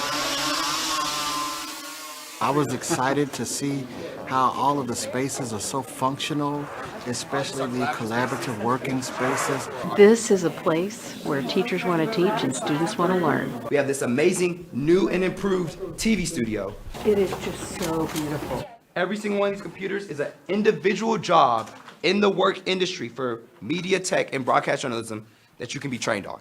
And now I believe we'll be going to the bus so we can take y'all to the field house. College and career readiness means getting them the skills to go be employable, and that's what we're doing in these new facilities. Welcome to our new field house, new and improved.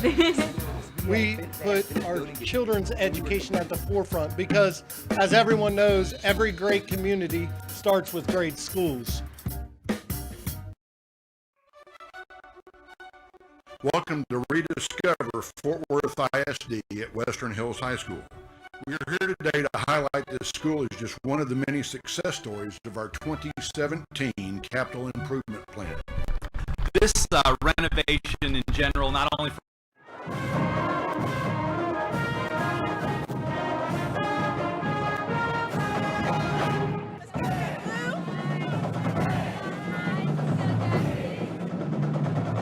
Thank you very much for helping us tell the great story of Arlington Heights. This renovation project has resulted in the modernization of a campus where we make the old new again, both aesthetically and for learning. And we're going to be showing you around our rediscovered campus. Today, Arlington Heights High School welcomes students to new learning spaces that blend effectively with all the existing building to ensure quality education for all students. It's great that we can still see a lot of the historicism. I mean, you've got the original 30s, 40s, 50s, 70s. It's a great space still. For those of you who don't know, we have a rich history within our community, and our cupola has been an iconic symbol of the spirit of the hills since the 1930s. We're here to highlight this school as just one of the many success stories of our 2017 Capital Improvement Program. I would love to have gone to high school here. This is going to be the more library part of the media center. Well, it just shows that we really care for them to have a great learning space, and all the collaborative spaces are so important for these kids because it's a better way of learning than what we were doing before. It's really amazing too. We have a goat over there and some dogs, so that's pre-veterinary medicine. That's a really cool program. Here we go. Well, this is the welding. Is to how to take what they're learning here and apply it to every day. It's a phenomenal learning space. It's inviting, it's modern, it's sleek. This is where young people want to come and learn.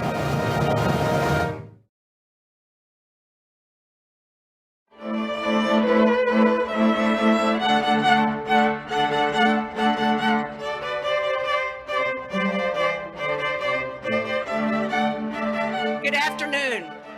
Thank you all for being here today. I am Toby Jackson. I am blessed to serve children every day as the president of the Fort Worth ISD Board of Education.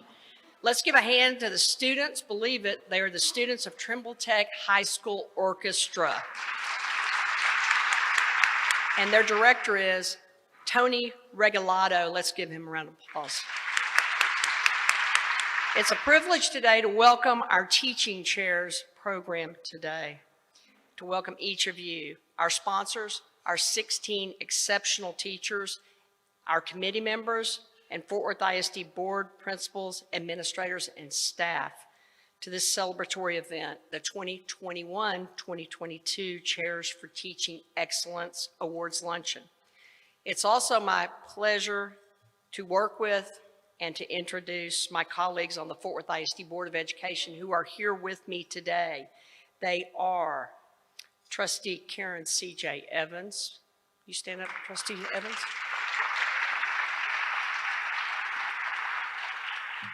Trustee Ann Darr.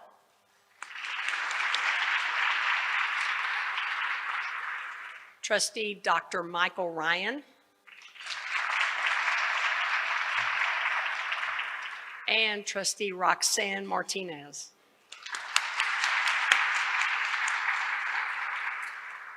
Today, distinguished businesses and organizations show that they have once again supported our teachers by sponsoring the Academic Chairs for Teaching Excellence program since the inception in 1994.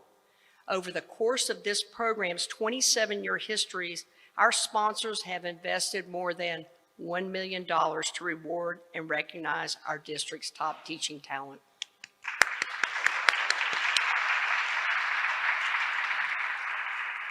What you might ask is, what makes this program special? Well, because you're here, for one. But another reason is its role in a public school setting, its rigorous selection process, and the strong support from this business community in Fort Worth, Texas, and in Tarrant County. Thanks to each of you.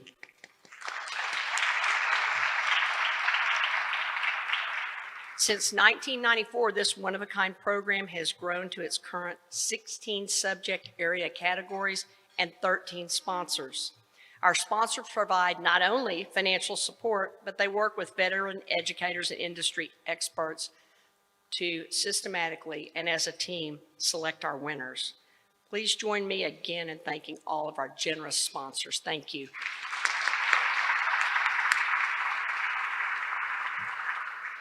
And if you're interested in who the sponsors are and would like to speak to them because you would like to become a sponsor, their names are listed in the program. Now, our retired educators, higher education representatives, along with business and community professionals, sat on the sponsor committees and invested many hours in reviewing applications, evaluating videos, and interviewing each of the candidates. We want to thank each of you for donating your time in support of our teachers. And in the interest of time, today's presentations will follow the precise order of the program without interruption or introduction. Dr. Kent Scribner, our superintendent, will make the closing remarks and adjourn the luncheon and celebration. I know many of you will want to post on social media about this wonderful event, honoring some of our best teachers. And let me just say, these are our best teachers, but we're very proud of each of our teachers. And I would ask, if you know any of our teachers, a pat on the back and a thank you to each of them would be most appreciated during this tough time. Please use the hashtag teaching chairs and hashtag Fort Worth ISD to share what is happening today. And now I'll ask Ms. April Martin with Kroger and Ms. Christy Miller, the teacher who earned the chair for teaching excellence in special education, to come to this podium. Others will follow in order as indicated in your program. Thanks again to each of you for being here, and thank you for supporting Fort Worth ISD children. Good afternoon, everyone. So my name is April Martin. I'm the head of corporate affairs for Kroger, and I'm honored to be here today to honor this special lady, Miss Christy Miller, who is our honoree for this year's Kroger Chair for Teaching Excellence in Special Education. So a little story, Christy had this amazing video with these boisterous kids and she just exuded such patience, such passion, such compassion for these children. And all kids, whether in special education or not, deserve a teacher like Christy.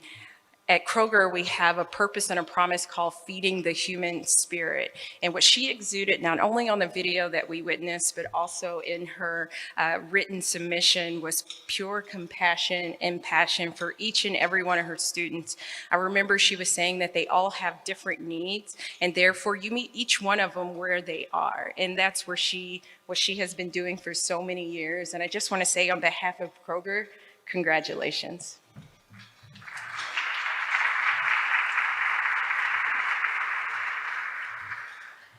Thank you. I'm overwhelmed with gratitude for being selected as the Kroger Chair for Teaching Excellence in Special Education. I would first like to thank the selection committee, especially Ms. April Martin from Kroger, for honoring me with this title. I would also like to thank my husband and family for understanding when I come home exhausted and still have more work to do. I want to thank Dr. Hetty and Wendy Denning for their continued support over the years.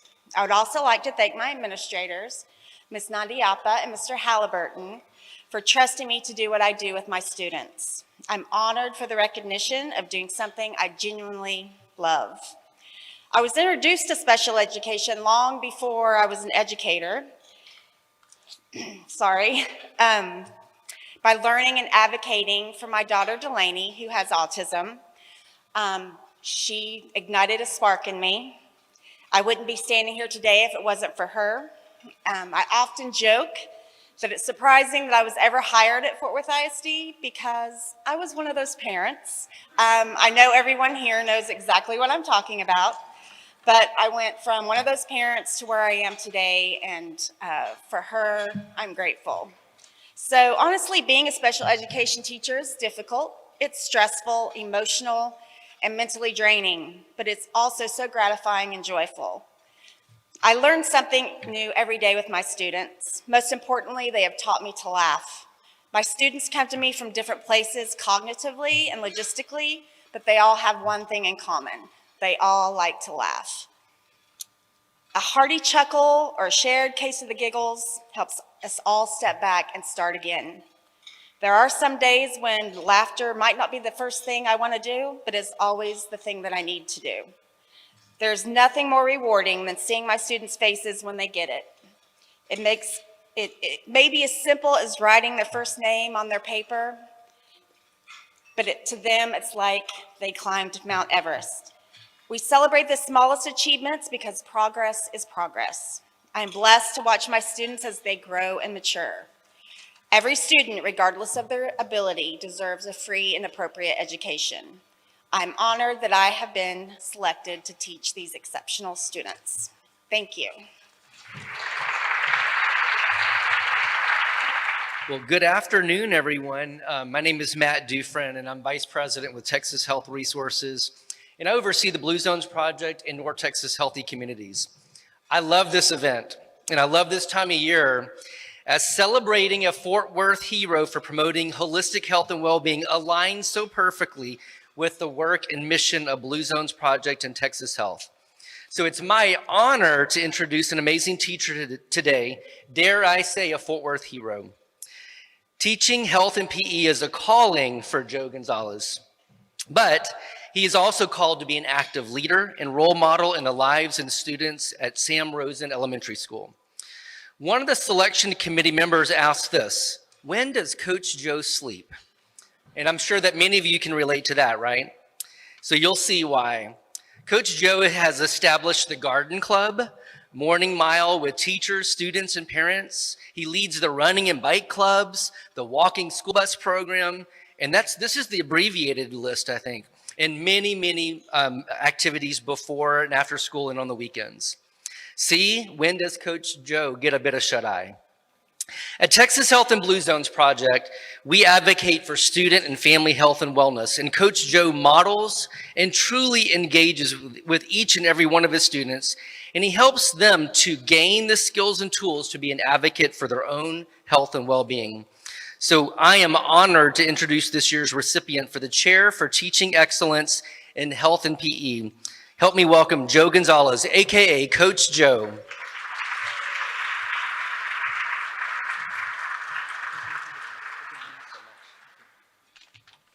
Thank you for the nice introduction, Mr. Dufresne. First off, I'd like to say that it's an honor to be here with all of you today. Mr. Dufresne, I'd like to thank Mr. Dufresne, Ms. Stephanie Jackson, Ms. Brenda Patton, and a special thanks to Ms. Adjoa Brown, and everyone at the Blue Zones Project and Texas Health Resources for everything they do for our Fort Worth ISD students and their families. I would also like to thank the district's Community and Strategic Partnership or Department for making all this possible, especially Ms. Peg Murphy and Ms. Judy Ramos. Last but not least, I'd like to thank my lovely wife for her selfless and continued support in everything that I do. And I'd like to thank my son for being my inspiration, and who is in turn following his father's footsteps with plans on teaching PE next year. I am very honored, yet very humbled, to be awarded the Blue Zones Project Chair for Teaching Excellence. Being named the teaching chair is a great personal accomplishment, as I see it as a reflection of all the work that I've put in over the past 19 years. But in all reality, it's not work if it's something that you love doing. This is also for the kids that I've taught throughout the years, for without them, I wouldn't be standing here with you today. Now, I know this sounds cliche, but I have the best job in the world. Not only do I have the best job in the world, but I've got the best job in the world, and I get to do it wearing shorts, t-shirt, and running shoes. But seriously, I'm very humbled because, as any teacher can tell you, these past 18 months have been pretty rough on us all. The pandemic, social distancing, teaching synchronous and asynchronous at the same time are just a few things that made most of us feel like first-year teachers. But that's okay, because as teachers always do, we adapt. Just as our pre-K through 12th grade Fort Worth ISD students did, and with such resilience. So in closing, I'd like to say that I teach because I truly care for my students. I care for their health, I care for their well-being, and I care for their community. I teach because I want my students to know and feel that they are special. But most importantly, I teach because when my students walk through the halls of Sam Rosen Elementary, I want each of them to know that they are loved. Thank you very much. Hi, everyone. My name is Jennifer Hay, and I am pleased to be representing the Goff Family Foundation and Cammie and John Goff to honor Kristen Reyes as the Broadway at the Bass Chair for teaching excellence in dance and theater. Kristen is a product of Fort Worth ISD, graduating from Arlington Heights High School. She is a BFA in dance arts from Howard University and has had an extensive performance career as a dancer. Kristen currently serves as the Director of Dance at Terrell Academy for STEM and VPA.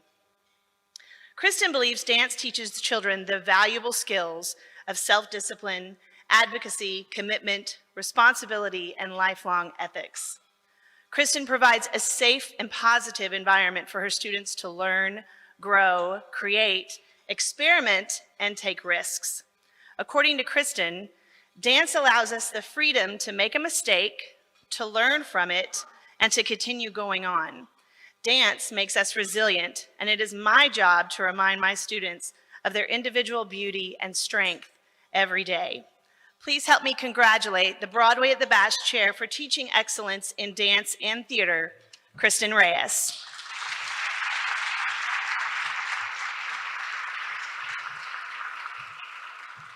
It's the circle of life, and it moves us all, through despair and hope, through faith and love, till we find our place on this path unwinding in the circle of life. I've always been a Disney fan, like our theater chair. And as I accept this award, this movie and this song was the first to come to mind.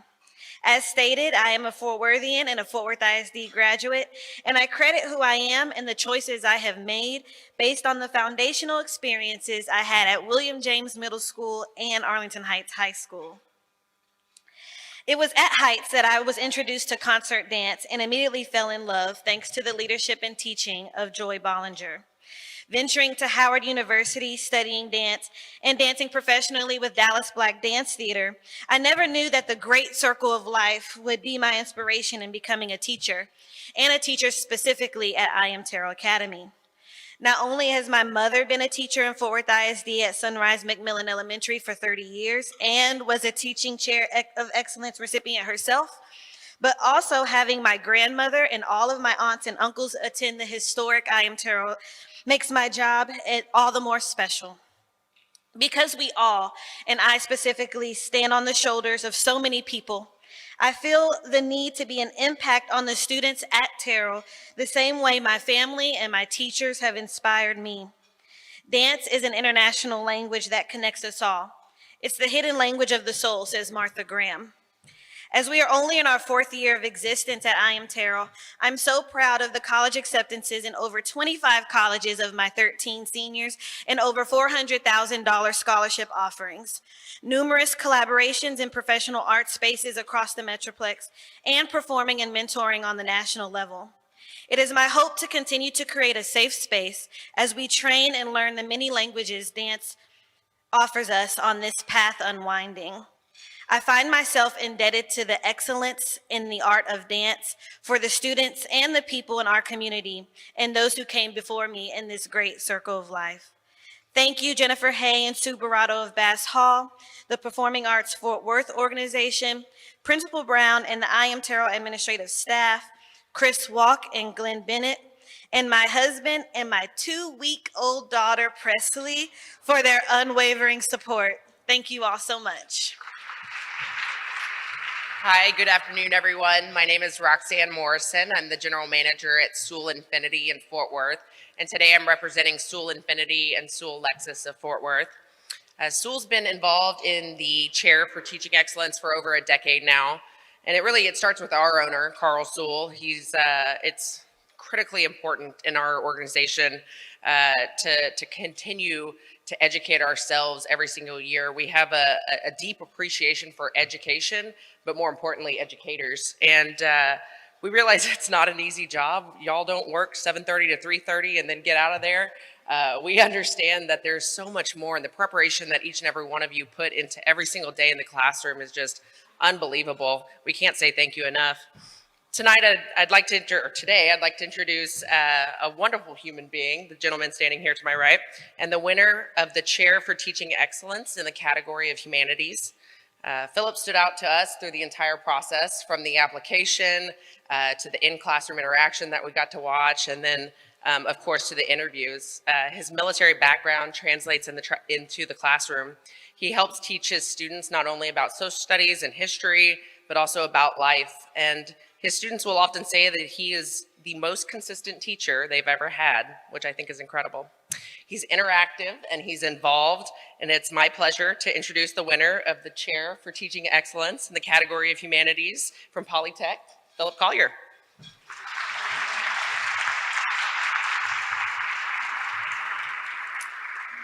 All right.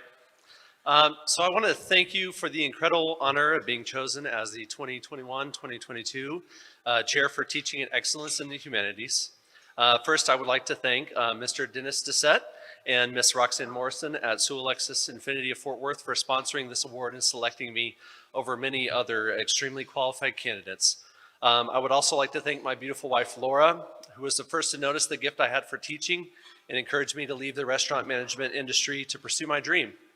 And I can say it was the best decision I've ever made in my life besides marrying her. Teaching is the most emotionally rewarding and spiritually satisfying career I've ever had. I'm always blown away by comments that students give me at the end of the year, like, I want to become a teacher because of you. I've never liked history until I took your class, or I've decided to go to college because of you. It's comments like these that I get that motivate me to continue to improve and become the best educator I can be. I would also like to take this time to thank the various leaders who have guided me throughout my career. Carrie English, who's actually here being awarded today as well, was my first department chair in social studies at Forest Oak Middle School, who encouraged and challenged me to connect with students and to push myself and go further in my career.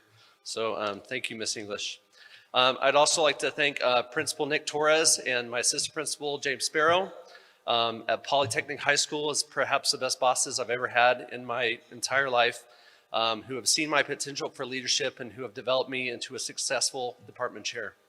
I'd also like to thank Ms. Felicia Alba, my instructional coach at Poly, who has encouraged me to think outside the box and to excel at standards alignment and database teaching practices, which have revolutionized my teaching. And last and most importantly, I would like to praise my Savior and Lord Jesus, who has led me to become the person I am today and who's made all this possible. This is something I will carry with me as a badge of pride for the rest of my life, and I thank you. Good afternoon. My name is Bobby Lowe, and I'm a private banker here at JP Morgan in Fort Worth. I lead a team of professionals that serve a handful of private executives, corporate executives, and private business owners, and I'm proud today to represent JP Morgan Chase. We have deep roots in our community here. We've been a part of Fort Worth for almost 150 years. And we're the 8th largest employer in Fort Worth with almost 4,000 employees. But we're here today to talk about something that our company feels very strongly about. We have supported education. We feel very strongly that education is linked to the future of our community and educating our youth. We have been a sponsor of the Fort Worth ISD Secondary English Teaching Chair position since its inception 27 years ago. So very proud to sponsor this role. I've been on the selection committee for a number of years, and this year was particularly difficult, and that was primarily related to the amazing caliber of teachers that we had to select from. But one teacher stood out, and that was our winner today. We'll announce her in a second, but she was amazing. In the video that we watched of her teaching her students, the love she has for her students, the desire to see them excel really stood out in her video. And so proud to announce the 2021-2022 Fort Worth ISD Secondary English Teaching Chair Award winner, Mrs. Janet Allen from the Young Men's Leadership Academy.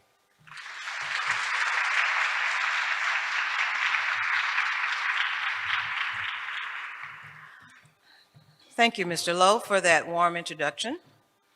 Audience, imagine with me for a moment as I reminisce. It's a new school year, 2015-2016. I stand at my duty station in the front foyer of YMLA, greeting my scholars as they enter the front door. Up rushes a dapperly dressed, 5'3", 6th grade student, inquiring if I'm Miss Allen. Bemused because I wasn't a 6th grade teacher at the time, I hesitantly stated that yes, indeed, I am Miss Allen. He enthusiastically tells me his name, his relation to a former colleague, and that he cannot wait to be in my 7th grade pre-AP English Language Arts class next year. Now, fast forward to today. This 5'8", dapperly dressed senior, same boundless energy, rushes to inquire if I wouldn't mind writing letters of recommendation to the several colleges I'm sure he'll be accepted to. It's a task that I gladly welcome. I tell this story because at YMLA, I am blessed to be a part of a school culture that welcomes boys into the front door, yet we send young men out into society through that same door. I couldn't ask for a better opportunity to help mold America's future generations and to remind them daily that they are expected to learn, entitled to achieve. Thank you. Hello, everyone. My name is Kaylee Bowers. I'm here to represent Lockheed Martin Corporation today. I'm very honored to be here. I really look forward to celebrating and recognizing 3 Teaching Chair Award winners that we're sponsoring today. I'm very grateful to be here because I've been doing this for about 4 years, and it's just such an incredible experience that's different from anything I get to see in my daily work. It's just amazing to see the impact that this program has on students and to see how it affects the teachers, and especially this event today and the previous events that I've been to hear all of your stories is so incredible. And I know my leadership joked that I should always bring a tissue to this.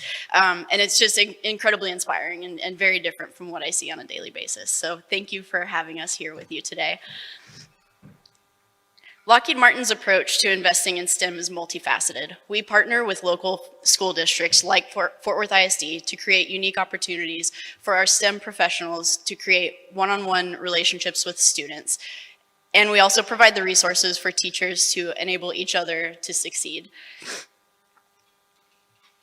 Beyond Lockheed Martin's business need for STEM talent, we realize that in order to get brilliant, highly capable, diverse STEM professionals, we know that our nation's technical advantage and security depend on providing the ability for them to be successful from an early age. We recognize the reality that if we want that great talent, we must take a leadership role in providing exceptional awareness, inspiration, and motivation so that today's students can become tomorrow's innovation leaders. We're committed to investing in the needs of students and teachers, and we're proud to recognize our recipients' ability and passion to inspire students and colleagues alike. For example, so we've got 3 winners today. We've got an elementary, a middle school, and a high school teacher to award today. I was on the committee for the high school STEM award, and one thing I will say, the one very specific answer that our award winner provided was the key. It was kind of the thing that made him stand out.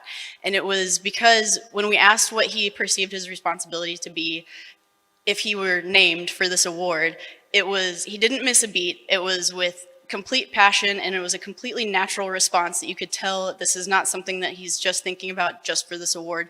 His response was all about helping and supporting other teachers to be successful and how that inherently supports the students to be successful. And to me, that was just incredible that that's already on his mind. It's something that came natural to him. So without further delay, I'd like to introduce our 3 winners. So starting off, we've got, for the Lockheed Martin Chair for Teaching Excellence in Elementary Math and Science, we have Angela Ferguson.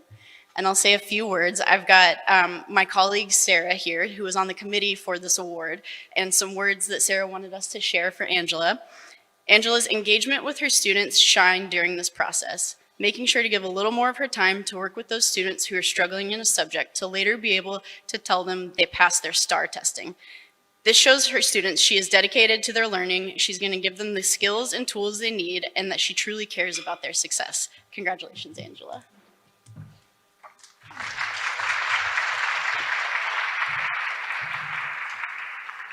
Thank you. I am so incredibly honored and humbled to be here today. I want to thank Lockheed Martin for naming me the Chair for Teaching Excellence in Elementary Math and Science. I became a teacher because I knew I wanted to be an inspiration for children. I wanted to make an impact in their lives like my 4th grade teacher, Ms. Deaver, made in mine. Ms. Deaver's class was so fun. She taught us writing by creating a class newspaper. We all had a job in the newspaper office and wrote articles and went through the editing process for each article. I loved that class so much that I decided I wanted to be like her when I grew up. I wanted to touch lives just like she had touched my life. I feel it is important to let every child know that they are valuable and that they are loved. I strive to make a connection with each student. The connections of what we are learning in class to real-world experiences, like a class newspaper or a food truck financial literacy project, shows our students the importance of what they are learning in class and how they can use it in life later on. It is exciting to see a child start thinking about their future and what they want to do with their lives at an early age. A student who I taught in kindergarten messaged me her senior year of high school. She said, "I just want to thank you for being such an amazing teacher, not only back then, but I am certain up to this day as well. You were my first teacher and are one of my all-time favorite teachers. I hope you keep up the good work and continue to help young students reach their full learning potential." That message brought tears to my eyes and filled my heart with joy, knowing that I was able to make an impact on her and still did all these years later. I truly believe all my students can and will reach their full potential, and I remind them of this often as they discover their abilities. Those are the moments that remind me why I teach. Thank you again, Lockheed Martin. I am so appreciative of this honor.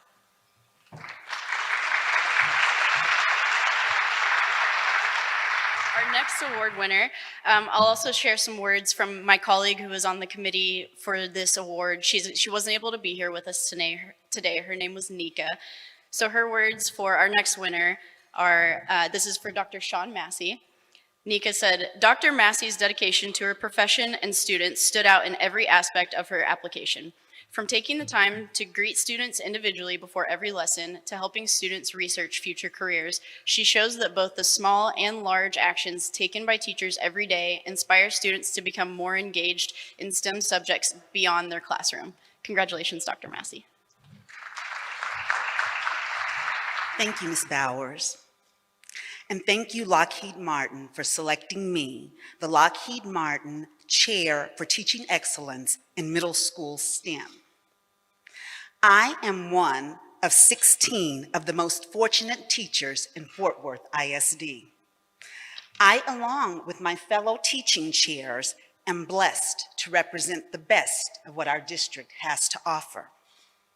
As teaching chairs, we stand for the countless number of teachers who are a part of the miracle taking place throughout our district on a daily basis. We do not always get to see exactly how the miracle unfolds, and we may never exactly know what the miracle will mean in the life trajectory of the students in our care. But we are here because we believe in the miracle of a freely educated mind. I stand here as both a student and an educator who has been blessed by the power of knowledge. And I proudly stand here representing my scholars, my school, the Young Men's Leadership Academy, my department, and our district. Thank you for entrusting me with this honor. Thank you. And for our last one, I was on the committee for the High School STEM Award. So I'd like to introduce our Lockheed Martin Chair for Teaching Excellence in High School STEM, Nick Clark. So some words I'd like to share about Nick. Nick's passion for teaching, learning, and innovating came through abundantly in every stage of this process, from his application to his video and finally the interview. He's an enthusiastic person with a hunger for growth and knowledge sharing among his peers and his students. He builds meaningful relationships with all who cross his path. He listens to their experiences and strives to enable their success without question. And I will add that his relationship building is expert level. He sent us the nicest letter that I could have ever hoped to receive, thanking us for this award, and I have it hanging in my cubicle right now. Congratulations, Nick.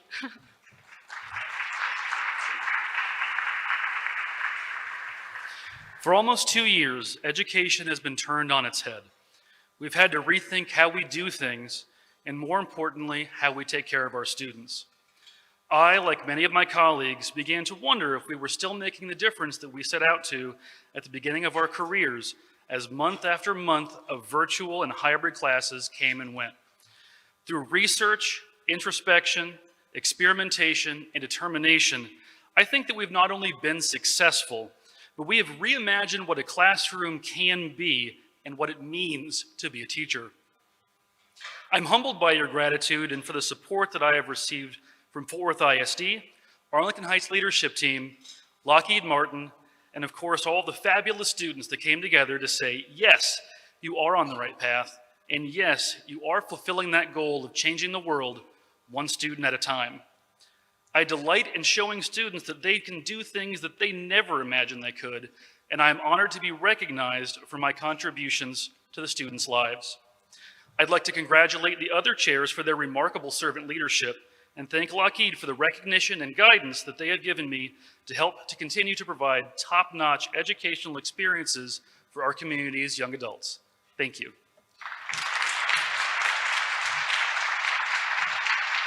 Good afternoon. My name is Corey Fickus. I'm an attorney with the Linebarger Law Firm. As a firm, we really value the opportunity to be a part of this. We sponsor the Elementary Reading Award, and we both hire Fort Worth ISD graduates. We have families in our firm whose kids are in Fort Worth ISD. And as a partner of the school, we understand the momentous task that our teachers are undertaking in teaching children to read. It's such a foundational issue that affects every teacher in the district if those kids are up to reading level by the time they get to 3rd grade. Personally, I think a lot of us that have been here year after year find this to be such a moving, emotional day. I have 2 kids that are learning to read, and I know how hard it is to get them to remember to put a pair of shoes on in the day, much less learn their alphabet, sight words, reading, and all of that takes with 20 kids. So we are really honored today to recognize the teachers that are doing a great job, but specifically to recognize Miss Katie Hobbs of Luella Merritt, who was our unanimous winner with our committee. She is doing amazing things in Luella Merritt, and we are excited to celebrate with her today.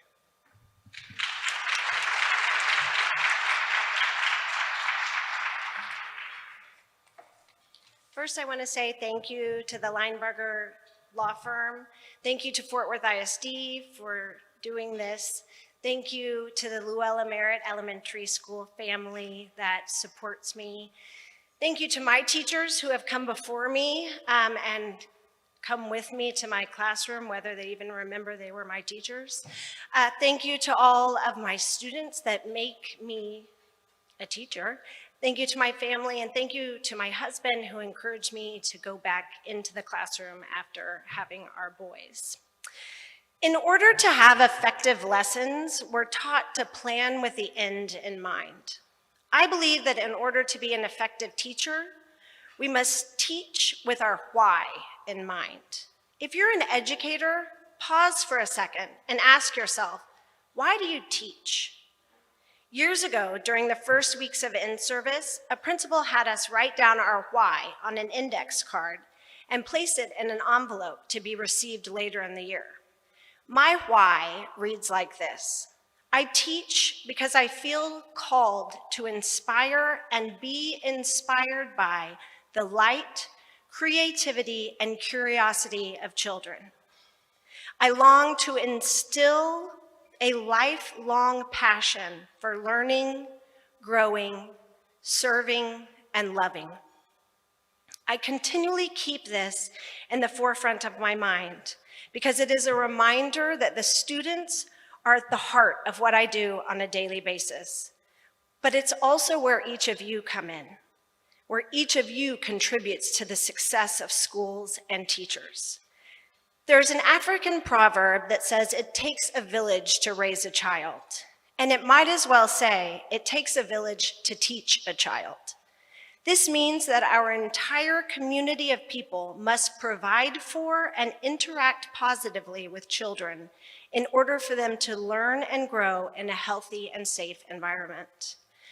I have the honor of being a teacher to these small humans, but I cannot do it alone. We need community partnerships to advocate for and value education the way those of us gathered here do. We need children to be respected as and taught to be contributing members of society. We need compassionate and service-oriented adults for children to aspire to be. I'm blessed to be a second grade teacher. There's no other career in the world where I also get to be a parent, PR manager, counselor, mediator, editor, HR director, organizer, artist, detective, author, singer, dancer, actor, and IT specialist on a daily basis.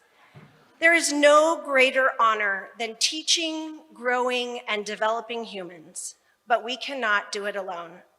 Thank you for supporting education and teachers. Your support makes the difference.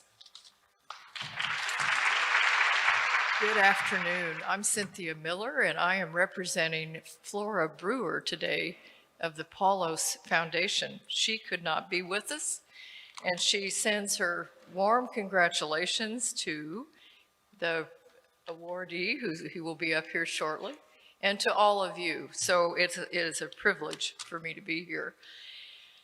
Little history. Why did the Paulos Foundation decide to establish this chair for teaching excellence in visual arts nearly 2 decades ago? Well, they began their support because at that time, arts education in the Fort Worth ISD needed greater recognition, needed a boost in funding, and increased community awareness. The Paulos Foundation's leadership example over the years and the ancillary projects that have developed as a result of that leadership tell the story of positive change.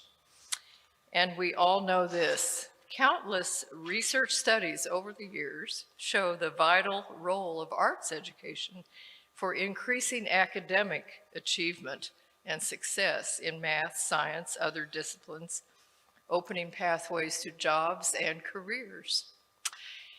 So now, here it is my great pleasure to introduce a very wonderful teacher and our recipient of the award, Andrea Cantrell.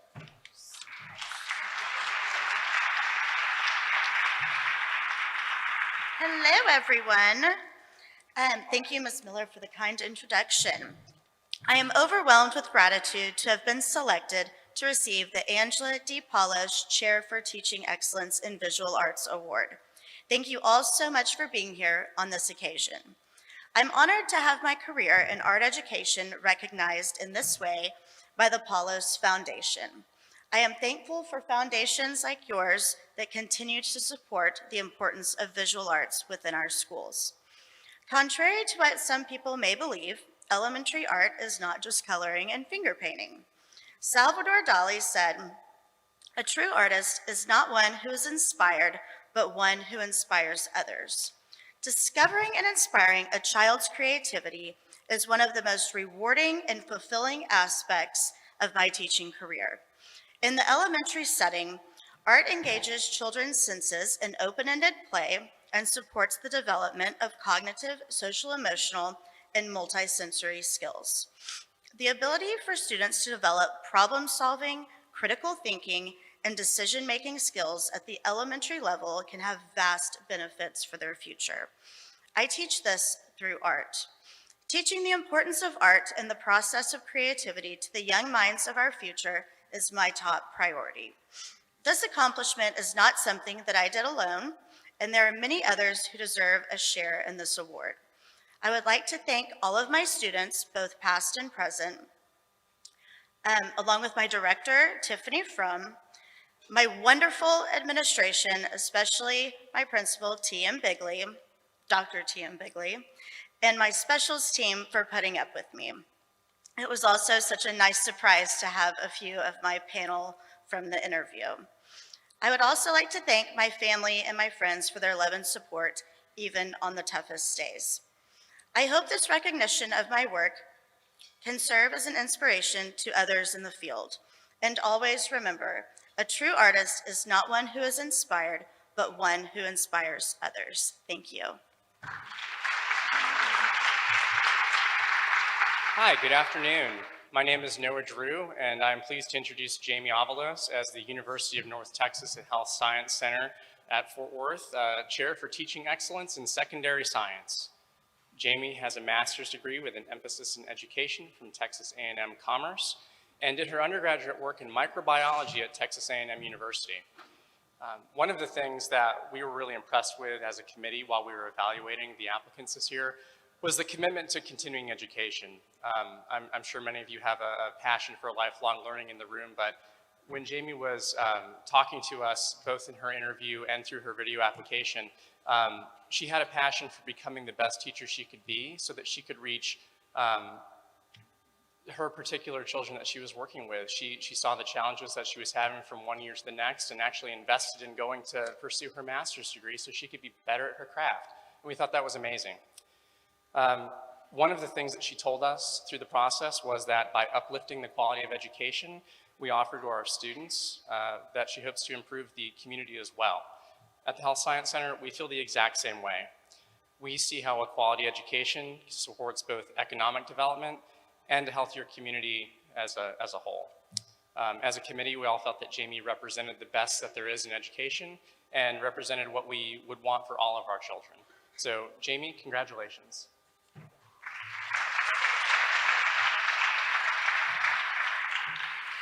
I'd like to first thank you. I can't believe I got this. I thank you very much to everyone at the UNT Health Science Center and all the support from Fort Worth ISD. My journey into education began, as many journeys do, on a plane ride. I left A&M with a microbiology degree and embarked on the next chapter of my life, teaching conversational English to high school students in Japan. For the 2 years I taught there, I assumed I'd comfortably pivot back to science upon my return to the US, but I was 21 and free to explore for a while. When I came back to Texas, I found myself job hunting in the middle of the recession. It took months, but I eventually worked my way to a large company here in Fort Worth. Things were looking up, but I missed the classroom and working with teens. The pivotal moment came in December of 2010. I had an offer on the table for a permanent position in pharmaceuticals the same week I was to interview for a science teaching job. My memories of that day are still vivid. The red and green holiday decorations, the pet scorpion in the front office of the school, and the sound of the assistant principal's heels on the tile as she chased me down the hall to offer me the job before I left the building. I did not sleep on it. The choice was mine, and I never looked back. Since then, I've taught at 5 different schools across Texas, returning to Fort Worth again in the end. In that time, I've found there's no single way to be a good teacher. A good teacher challenges themselves as much as they challenge their students. They're genuine, they're curious, and most importantly, a supporter to those in need. For everyone who has, in turn, supported me over the years, I thank you very much. While I do not have time to name every person who's supported me and made this possible, I hope you know how truly grateful I am. Thank you. Hello and good afternoon, everyone. It's so nice to see you. I'm Kathy Walensky, Corporate Communications Manager with TTI, and I'm pleased to be here today as we recognize and congratulate all of these superstars in education. It's my privilege to present this year's recipient of the Chair for Teaching Excellence in Secondary Math. I'd like to give you just a little background of our involvement. TTI's history in helping students achieve their potential was set in motion 50 years ago by our late founder, Mr. Paul Andrews. Paul not only built a world-class distribution company that is now home to more than 7,000 team members around the globe, but he built a culture of giving and imparted this philosophy throughout the organization. Mr. Paul, as he is affectionately known, was a true visionary, and selfless donor to many educational institutions in his beloved hometown. Today, we continue his legacy of providing support to causes in our community, but always at the forefront is the advancement of education and attention given to the women and men who are focused on becoming tomorrow's scientists, engineers, and mathematicians. Another visionary helping to guide the next generation is our own secondary math honoree, Mrs. Lisa McLaughlin. Lisa is a 19-year veteran educator and currently teaches 6th grade math, honors, and accelerated math classes at Rosemont Middle School, and also is the cheerleading sponsor, I might add. So she has a lot on her plate. Experience has taught her to connect with her students and parents by building a culture of sharing through conversations, creating a safe classroom environment, and developing a strong student-teacher bond. By establishing these guidelines, Lisa further cements student learning and achievement in her classroom. Lisa found her secret sauce to surviving the struggles of the pandemic by accepting the mantra, teach the way they learn. No matter what the circumstance or what life throws her way, Lisa has shown she will continue to courageously and lovingly guide her students every step of the way. Please help me give a warm welcome to Mrs. Lisa McLaughlin.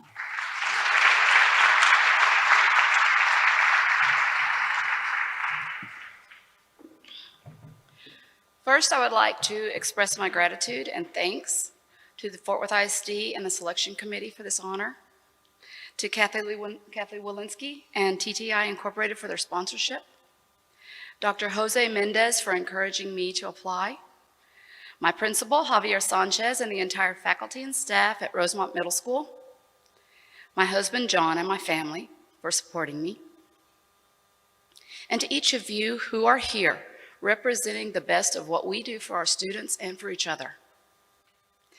Now I would like to bring you some voices from the classroom. At the beginning of each year, I gather information with a Getting to Know You survey. My last question is a free response for students to tell me what they think is important for me to know. Here are some of their words. My favorite sport is soccer, and my idol is Cristiano Ronaldo. I like apples.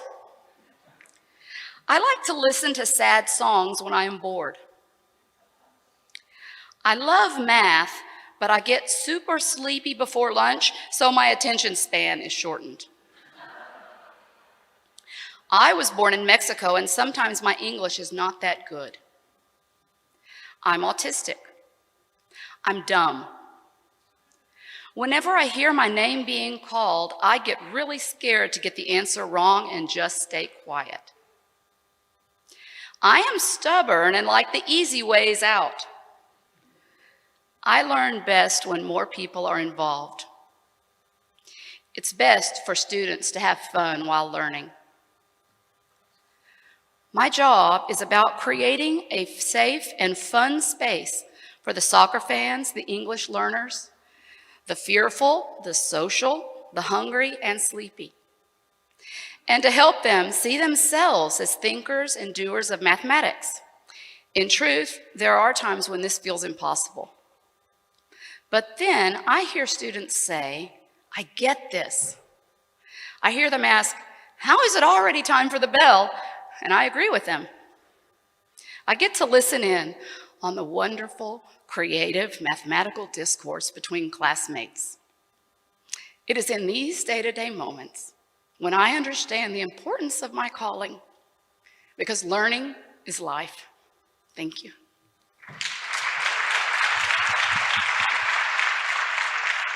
Good afternoon. My name is Holly Davies with the Facebook Fort Worth Data Center. I'm the Community Development Regional Manager and have the privilege of being here to present this award today. One of Facebook, or Meta's top priorities in our communities is advancing STEM education and inspiring young minds to pursue career pathways in STEM, which is why we are thrilled to be the 2021-22 Chair for Teaching Excellence in Career and Technical Education.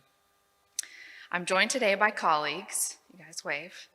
A couple of them participated on the selection committee this year. The common feedback when we were talking about this year's recipient on why Mr. Ronnie Cope was selected was that he showed an incredible passion to impact students through technical knowledge while providing the space and patience for them to learn and achieve their goals. Ronnie is the Facebook Chair for Teaching Excellence in Career and Technical Education. A private business owner, Ronnie came to Fort Worth ISD from the electrical industry. He is a fully certified electrician and has additional certifications in robotics and operating systems. He has taught in Fort Worth ISD for 11 years. Ronnie teaches so his students can pass their learning on to others. We want students to teach others as they pursue their careers and earn a living for themselves and their families, and we want them to do this with passion. And that is exactly why we selected Mr. Ronnie Cope this year to be the recipient. So without further ado, I will introduce him and say a huge thank you from the Facebook team.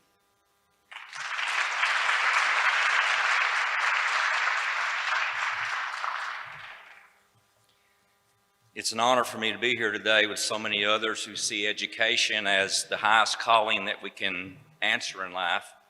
I'm reminded that the scriptures encourage us to respect wisdom and respect intelligence, and even have a great respect for the degrees and the achievements that we've made as educators, but that no gift can be more valuable than love, and that is a God-given gift that we share with our students. My principal, Mr. Ramos, sets the example for that in our campus with his love for students and love for teachers. Teaching was something that I felt drawn to long before I was given the opportunity to start my teaching career here in Fort Worth. However, it is important to remember that we are all teachers, as parents, as siblings, as friends, as members of communities. We need to be mindful that we are influencing others regardless of our roles or our career choices. I'm grateful to the selection committee and especially the Facebook Corporation that sponsored this award for the first time this year. And I appreciate the Facebook representatives, their time and efforts as they provided thoughtful and challenging questions during the interview process. We are also very fortunate in this district to have such a dedicated selection committee. They made the process for me one that was challenging, and it should be, but not intimidating. They were there for constant support throughout the process. But what made this the most joyful event for me was that when I heard of my selection, I was able to share that with my wife, Mary, who teaches at Trimble Tech with me, and my son, John, who also works for the district. I have both of my children who graduated from Fort Worth ISD schools, and now, yes, a grandchild that's in Fort Worth ISD school. The greatest joy came, though, from seeing the excitement in the faces of my students. They were just as excited as I was because they understood that they share in the joy of the moment with me. They know, and they knew on that day that they were a part of the reason I was there. My students understand and believe that we're in this together. They teach me more than I could ever teach them on a daily basis, and so I share this with them. I want to thank the Fort Worth ISD for giving me the opportunity 11 years ago to become a teacher. At the time, I knew of no opening at Trimble Tech High School, and there was no electrical program there at that time. I simply knew that I had a passion and that I wanted to be in high school teaching, and I was at a tech school teaching at the time. But what led me to that place was when I made the decision at 18 years of age to enter the electrical trade apprenticeship program. At that time, I thought I was settling.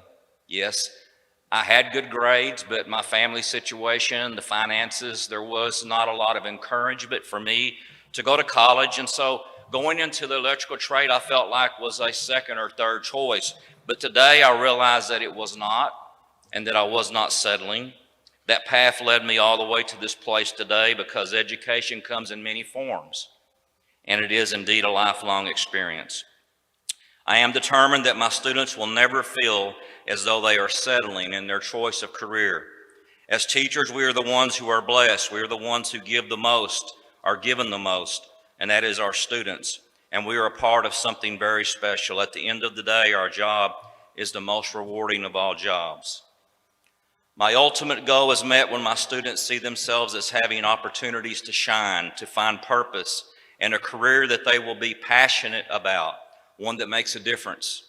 Perhaps it's because I've worked in construction most of my life that I believe in doors.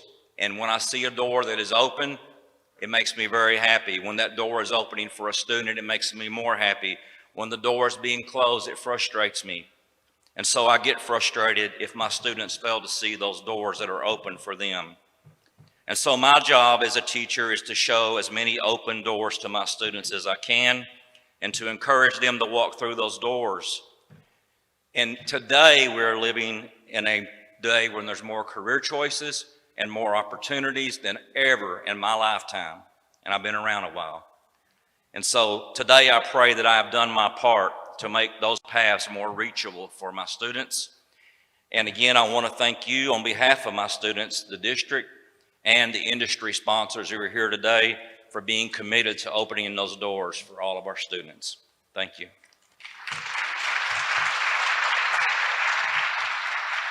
Hello, I'm Kristen Bymaster. I'm here on behalf of XTO Energy. XTO Energy supports the Early Childhood Development Program, as this is where lifelong habits begin to be developed. Positive influence and discipline and character building are some of the keys to developing the next generation to be our leaders, our teachers, and our workforce. The positive reinforcement, the energy, and the we are all champions attitude that Ms. Martin exhibits with her students is essential for this development. It's for these reasons that XTO has selected Ms. Martin for the 2021 recipient for the Chair of Teaching Excellence in Early Childhood Education. Congratulations.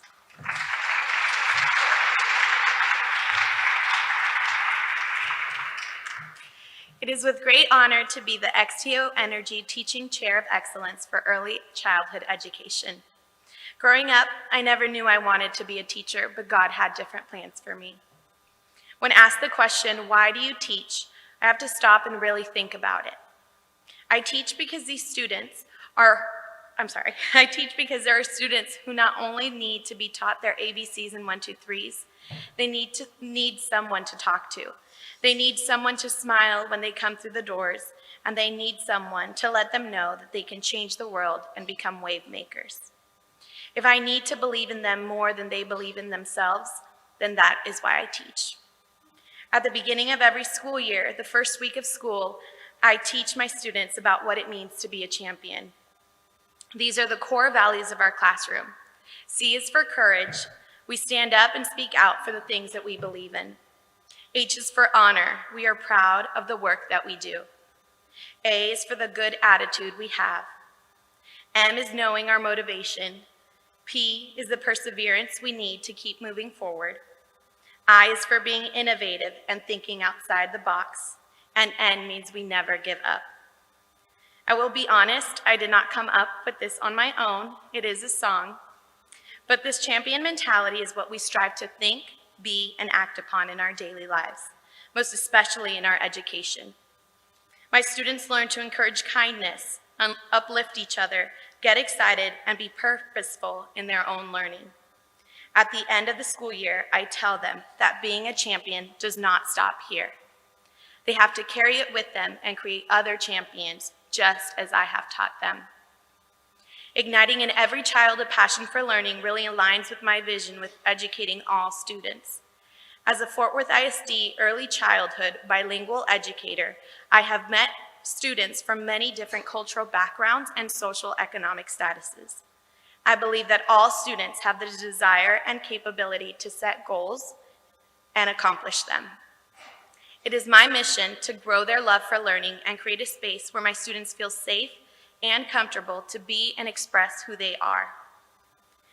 They say a child's home is their first classroom, and I believe that their classroom should feel like a second home. Thank you for believing in me as your 2021 XTO Energy Chair of Teaching Excellence in Early Childhood Education, and thank you for believing in our students.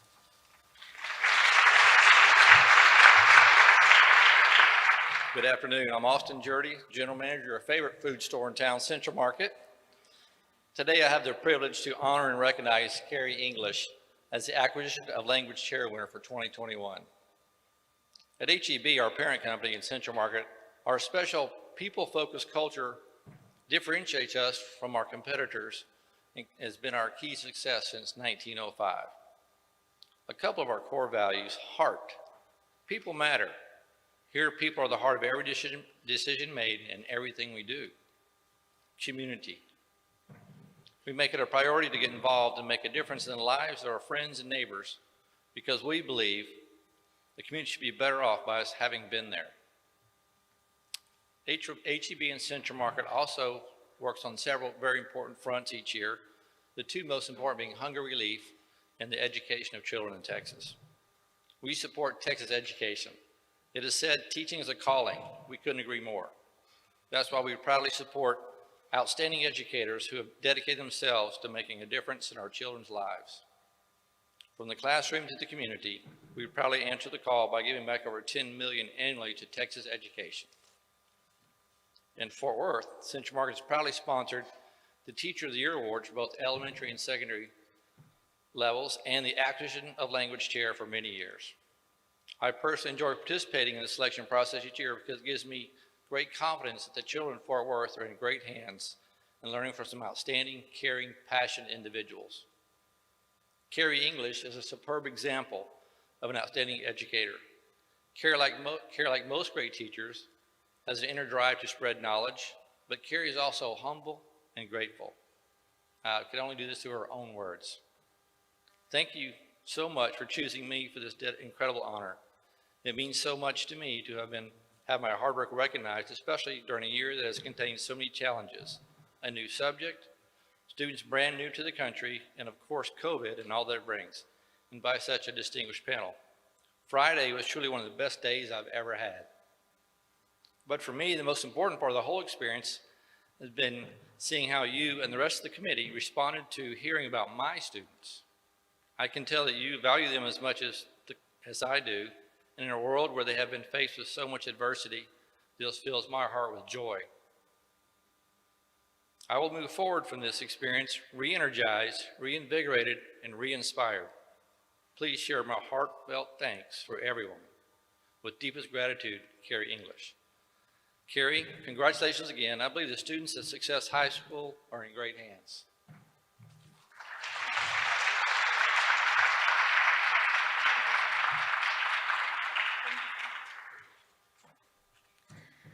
It is such an honor to receive this award from Central Market and Fort Worth ISD. All I can say is, asante, ashkuruk, murakoze, merci, gracias. That is, of course, thank you, in 5 of the more than a dozen languages students speak at Success High School, where I teach under the leadership of the great Ingrid Williams. And I want to thank you not just for the award, but for the privilege of working in a school district that gives immigrant students the amazing opportunity to get a first-rate education.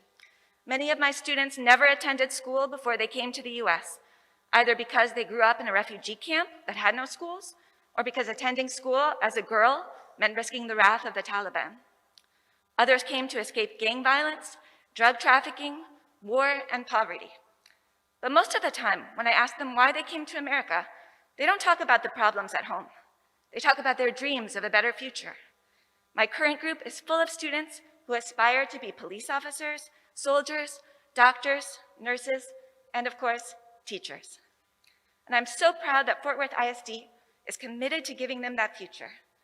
I feel the weight of the responsibility that has been conferred on me to prepare them not just academically, but to be the next great generation of Americans.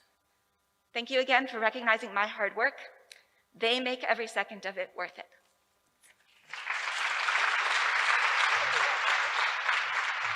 We at Bass Hall believe in the power of the arts to change lives and to make big, big differences in students' lives. Music, theater, and dance can broaden horizons and express and give children the chance to express their innermost thoughts and feelings. You've heard all of this today, but we really believe in it. It's not fluff. It's really important. And let's be honest, They are essential in giving students an introduction to things and reinforcement of things that are not arts, but they learn them in the arts. For some students, if we're honest, high school students will turn in an English paper or do their math so that they can play in the band and sing in the choir and be a part of the theater production with other nerds. We believe in that, and that is why we pursue this so heartedly. The Friedman Award was created many years ago, and it's a chance for us to recognize some of the gifted, wonderful teachers in our district who have not just skill, but work to focus the energies of students so that they can do wonderful things. The Friedman Award was created many years ago to honor the memory of Baird Friedman and his wife Cornelia, who helped Ed Bass and our beloved Pat Schutz raise the money for Bass Performance Hall. And so the award carries much more import than just the honorarium that accompanies it. We like to recognize and honor these teachers, and today I think we have really won. She is a soprano and I am a soprano, but we're not going to do a duet for you. She is a wonderful lady who has been for 4 years at Benbrook Middle High School, and she has built a choral program that is of great merit. In fact, they were asked to perform at Texas Music Educators Association convention in the spring. That, if you don't know, is equal to being asked to play at the Rose Bowl. Pretty good, pretty good.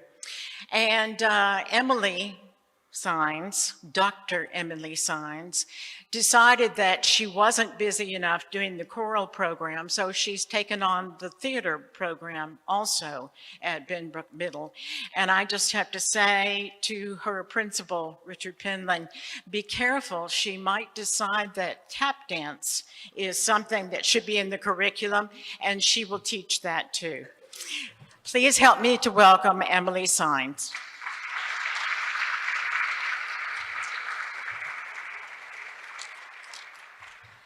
Thank you so much. We're almost done, everybody. It's such a pleasure to have been selected as the Friedman Chair for Teaching Excellence in Performing Arts. I am humbled to have my work recognized and thrilled that the everyday workings and goings-on of my classroom have resonated with others. Thank you to the members of the selection committee, especially Sue Barato, for offering recognition to music teachers like me. Sue, you do so much for music making in our city, and it is a true joy to be a part of your work. Thank you also to the members of the Fort Worth ISD Visual and Performing Arts Department, led by the tireless Chris Avila. Thank you, Dawn DeVue, Chrissy Seligson, and Tuesday Smith. You never stop fighting for Fort Worth ISD students who have access to music classes, and your efforts do not go unnoticed. My principal, Richard Penland, is quite frankly the best boss I have ever had. He leads with precision and kindness. He supports the arts unapologetically, and he makes BMHS a place where teachers can look forward to coming to work. Thank you, Mr. Penland, for your generosity and your sense of humor. I could never have become the teacher I am today without the guidance of my life's mentor, Dinah Minger. Her life is lived with a fire and a tenderness I hope to emulate. Thank you, Dinah, for being my favorite teacher in 8th grade and for hiring me in Fort Worth ISD. Thank you for thoughtfully shepherding my path as a teacher, for challenging me as a musician, and for talking me off many ledges. My relationship with you is truly one of the keenest joys of my life. Finally, I would like to thank the educational team at the Metropolitan Opera for giving me the opportunity to foster a love of opera for Fort Worth ISD students.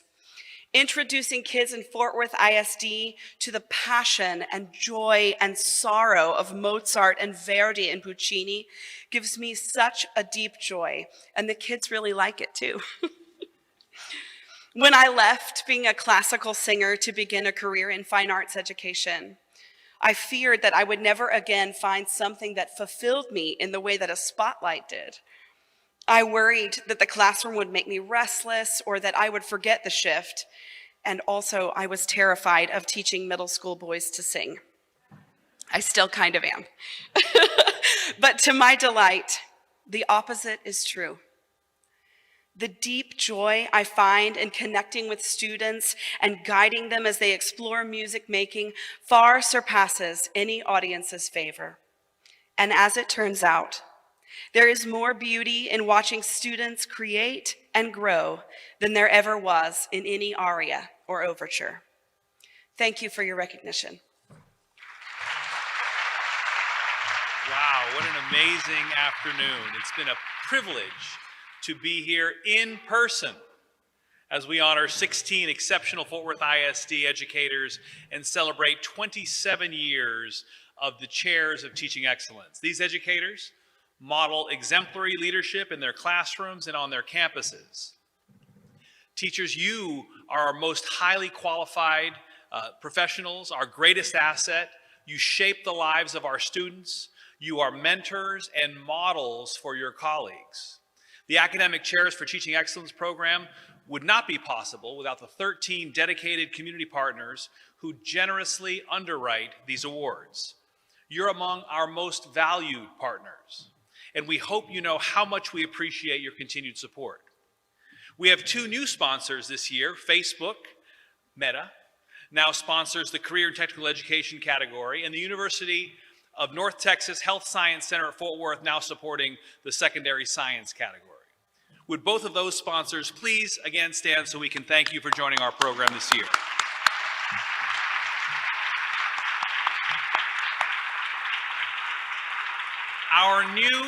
Our new sponsors are in great company. Allow me to share a little history with you, and please hold your applause until the end so we can thank all of our sponsors. Central Market began supporting the Chair for Acquisition of Language in 2018. Longtime sponsor of our Campus and District Teacher of the Year programs as well. TTI began supporting excellence in teaching secondary math in 2017, and Blue Zones Project made a commitment to sponsor the Chair of Teaching Excellence in Health and Physical Education. In 2012, Kroger signed on as a sponsor for our 12th Chair of Teaching Excellence in Special Education. Linebarger Law Firm joined our program in 2010. By first sponsoring the Health and Physical Education category, now they support early literacy by sponsoring the Chair in Elementary Reading. Lockheed Martin sponsors 3 teaching chair categories, supporting math, science, and STEM at elementary, middle, and high school levels. They began with elementary math and science in 2009, but by 2018 had added high school STEM and middle school STEM. Sewell, Lexus, and Infinity of Fort Worth joined the program in 2008 by sponsoring the humanities category. In 2004, Fort Worth Arts Education Partnership signed on to sponsor the Angela D. Paulos Chair in Visual Arts. XTO Energy has been a steadfast supporter since 2001, rewarding excellence in early childhood education. Our friends at Performing Arts Fort Worth began sponsoring the Friedman Chair in 1999. In 2016, they increased their commitment by sponsoring the Broadway at the Bass Chair for Dance and Theater. Rounding out our terrific group of sponsors is our longest serving sponsor partner, Chase. They have sponsored the secondary English category since 1995. Would all of our sponsors please again stand so we can thank you for your support.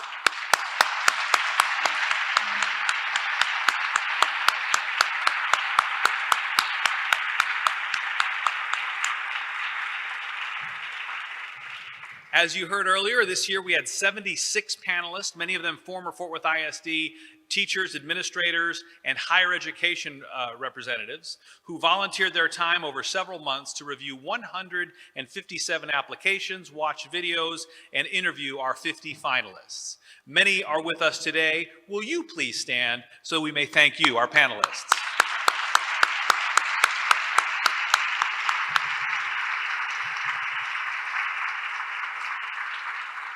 It has been said that teachers have three loves: the love of learning, the love of learners, and the love of bringing the first two loves together. That was evidenced today as we heard from our dedicated teachers. Not everyone could be here to hear your words, your stories, so we're going to be featuring each of you, each of our teaching chairs, and your remarks here in 16 individual videos that we will share online, through social media, on our websites, and on our Fort Worth ISD Ed TV over the next 4 weeks. Before we leave, I have the privilege of making a special announcement. The Capitol Grill and Sewell Lexus and Infinity of Fort Worth will honor the teaching chair recipients at a dinner at Capitol Grill in early 2022. We truly appreciate Capitol Grill, Sewell Lexus and Infinity for their continued support. I also invite our winners and sponsors to take the floral centerpieces with you if you wish. And again, thank you all for coming. Have a great afternoon.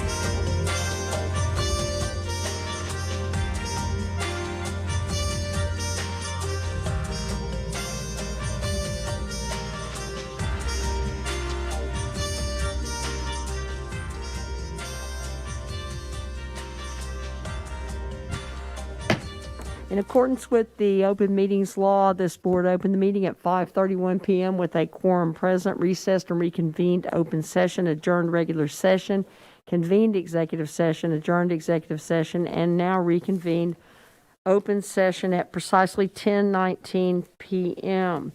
We're moving to number 14 on the agenda, which is accept consent agenda items. As was stated earlier in the meeting, Trustee Andar is recused from 10C. And hold on one second, guys, so I can get to I.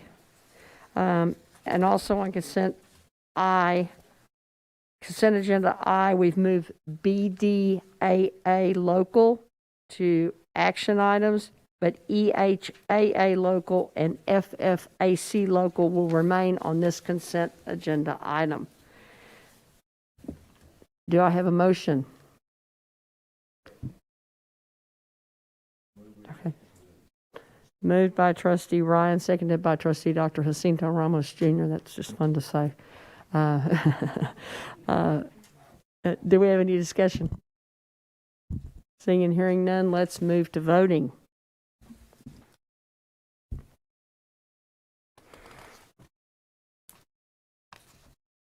And the motion passes unanimously. We have an item that was removed from consent agenda, and that is BFAA and BDAA local. I need a motion for that item on 15A. Is that correct? Well, if or are we going to 16A? No, I think we're at 15A, but We're at 15A, Ben? Is that correct? Okay. On that one, on the agenda item, right? Yes, the sir. Consent. Yeah, I mean, I guess I'm the chair of the policy committee working with Trustee Ryan, Trustee Phillips, and Trustee Evans, and based on the feedback, and that's the reason why we bring it up for a first reading, to get feedback from the board, and really appreciate that. So I took notes, Trustee Dar, and if it's okay, I'll just ask that we remand that back to the policy committee, so that we can take that feedback and keep wrestling with that. Just wanted to propose that. What do you think, Trustee Evans, Trustee Phillips, Trustee Ryan? I guess I'll look for your comment on that. But that's my motion, is to remand it back to the policy committee. Okay, Trustee Ramos has moved, and Trustee Ryan has seconded. Any discussion? All right. Andar, any discussion? Thank you for listening, and thank you for taking that back to the policy committee. Like I said, I understand the intention of this. I feel like there's just some ambiguous wording and some parts of this that could encumber future boards and possibly put them in a position to be out of compliance with policy, depending on elections and how things shake out. So thank you. I appreciate you for listening. Got it. If I'll add one more, if the board would take in Trustee Dar's feedback on that, and I think also from us probably to have an explanation of how and why we end where we end up, here in the near future. We'll look to bring it back for another first reading. So we'll definitely welcome the feedback from the board. And I guess the quickest version I can give you is we're trying to really put in place what doesn't exist around the state. Most boards have just avoided the topic altogether. And we've been envisioning that Fort Worth would be the first ones to do that. And to find that sweet spot to address that, thank you for using the mathematics analogy, and completely appropriated. So we'll wrestle with it, and we'll come back to the board with it.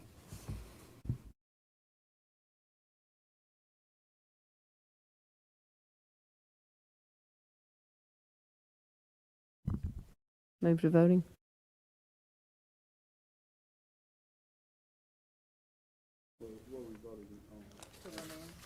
To remand back to the policy committee. Thank you for clarification. All right, I'm still missing one person. Okay, gotcha. All right, the motion passes unanimously. Council, I'll ask if 16B or C, 16B, is that necessary this evening? A, B. Yes, A and B are not necessary. Okay, so we are moving to, Dr. Scribner, any? Okay. We're moving to 16C, discussion and action to approve resolution of the Fort Worth Independent School District Board of Trustees regarding delegation of authority related to declared emergencies. Do I have a motion?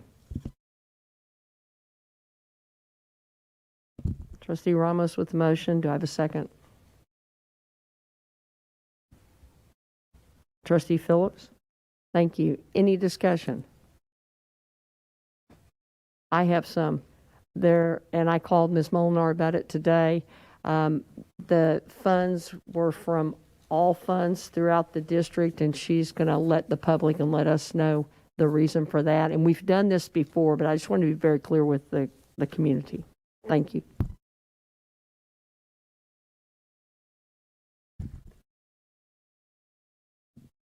So do we have can yes, we? I'm sorry. Yes, Yeah. ma'am. Can We'll let you know. This is just as a reminder, this is for any foreseeable emergencies that may happen that we need purchases for. Last year, we had the ice storm, of course, and sometimes those purchases we can predict ahead of time and have to make some pretty large purchases to help us, as well as, of course, going through the pandemic. So what we did discuss, some of those funds could be ESSER funds, they may have to be general funds. There's different funding sources we can use. But I did speak with President Jackson and said that we would alert the board and notify them if we need to make any of those emergency purchases, and of course communicate out to the public as well through a board meeting. Thank you. Any other questions or discussion? Let's move to voting.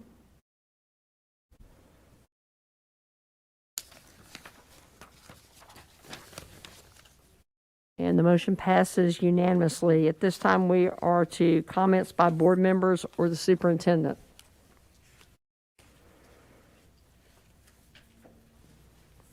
Trustee Dar.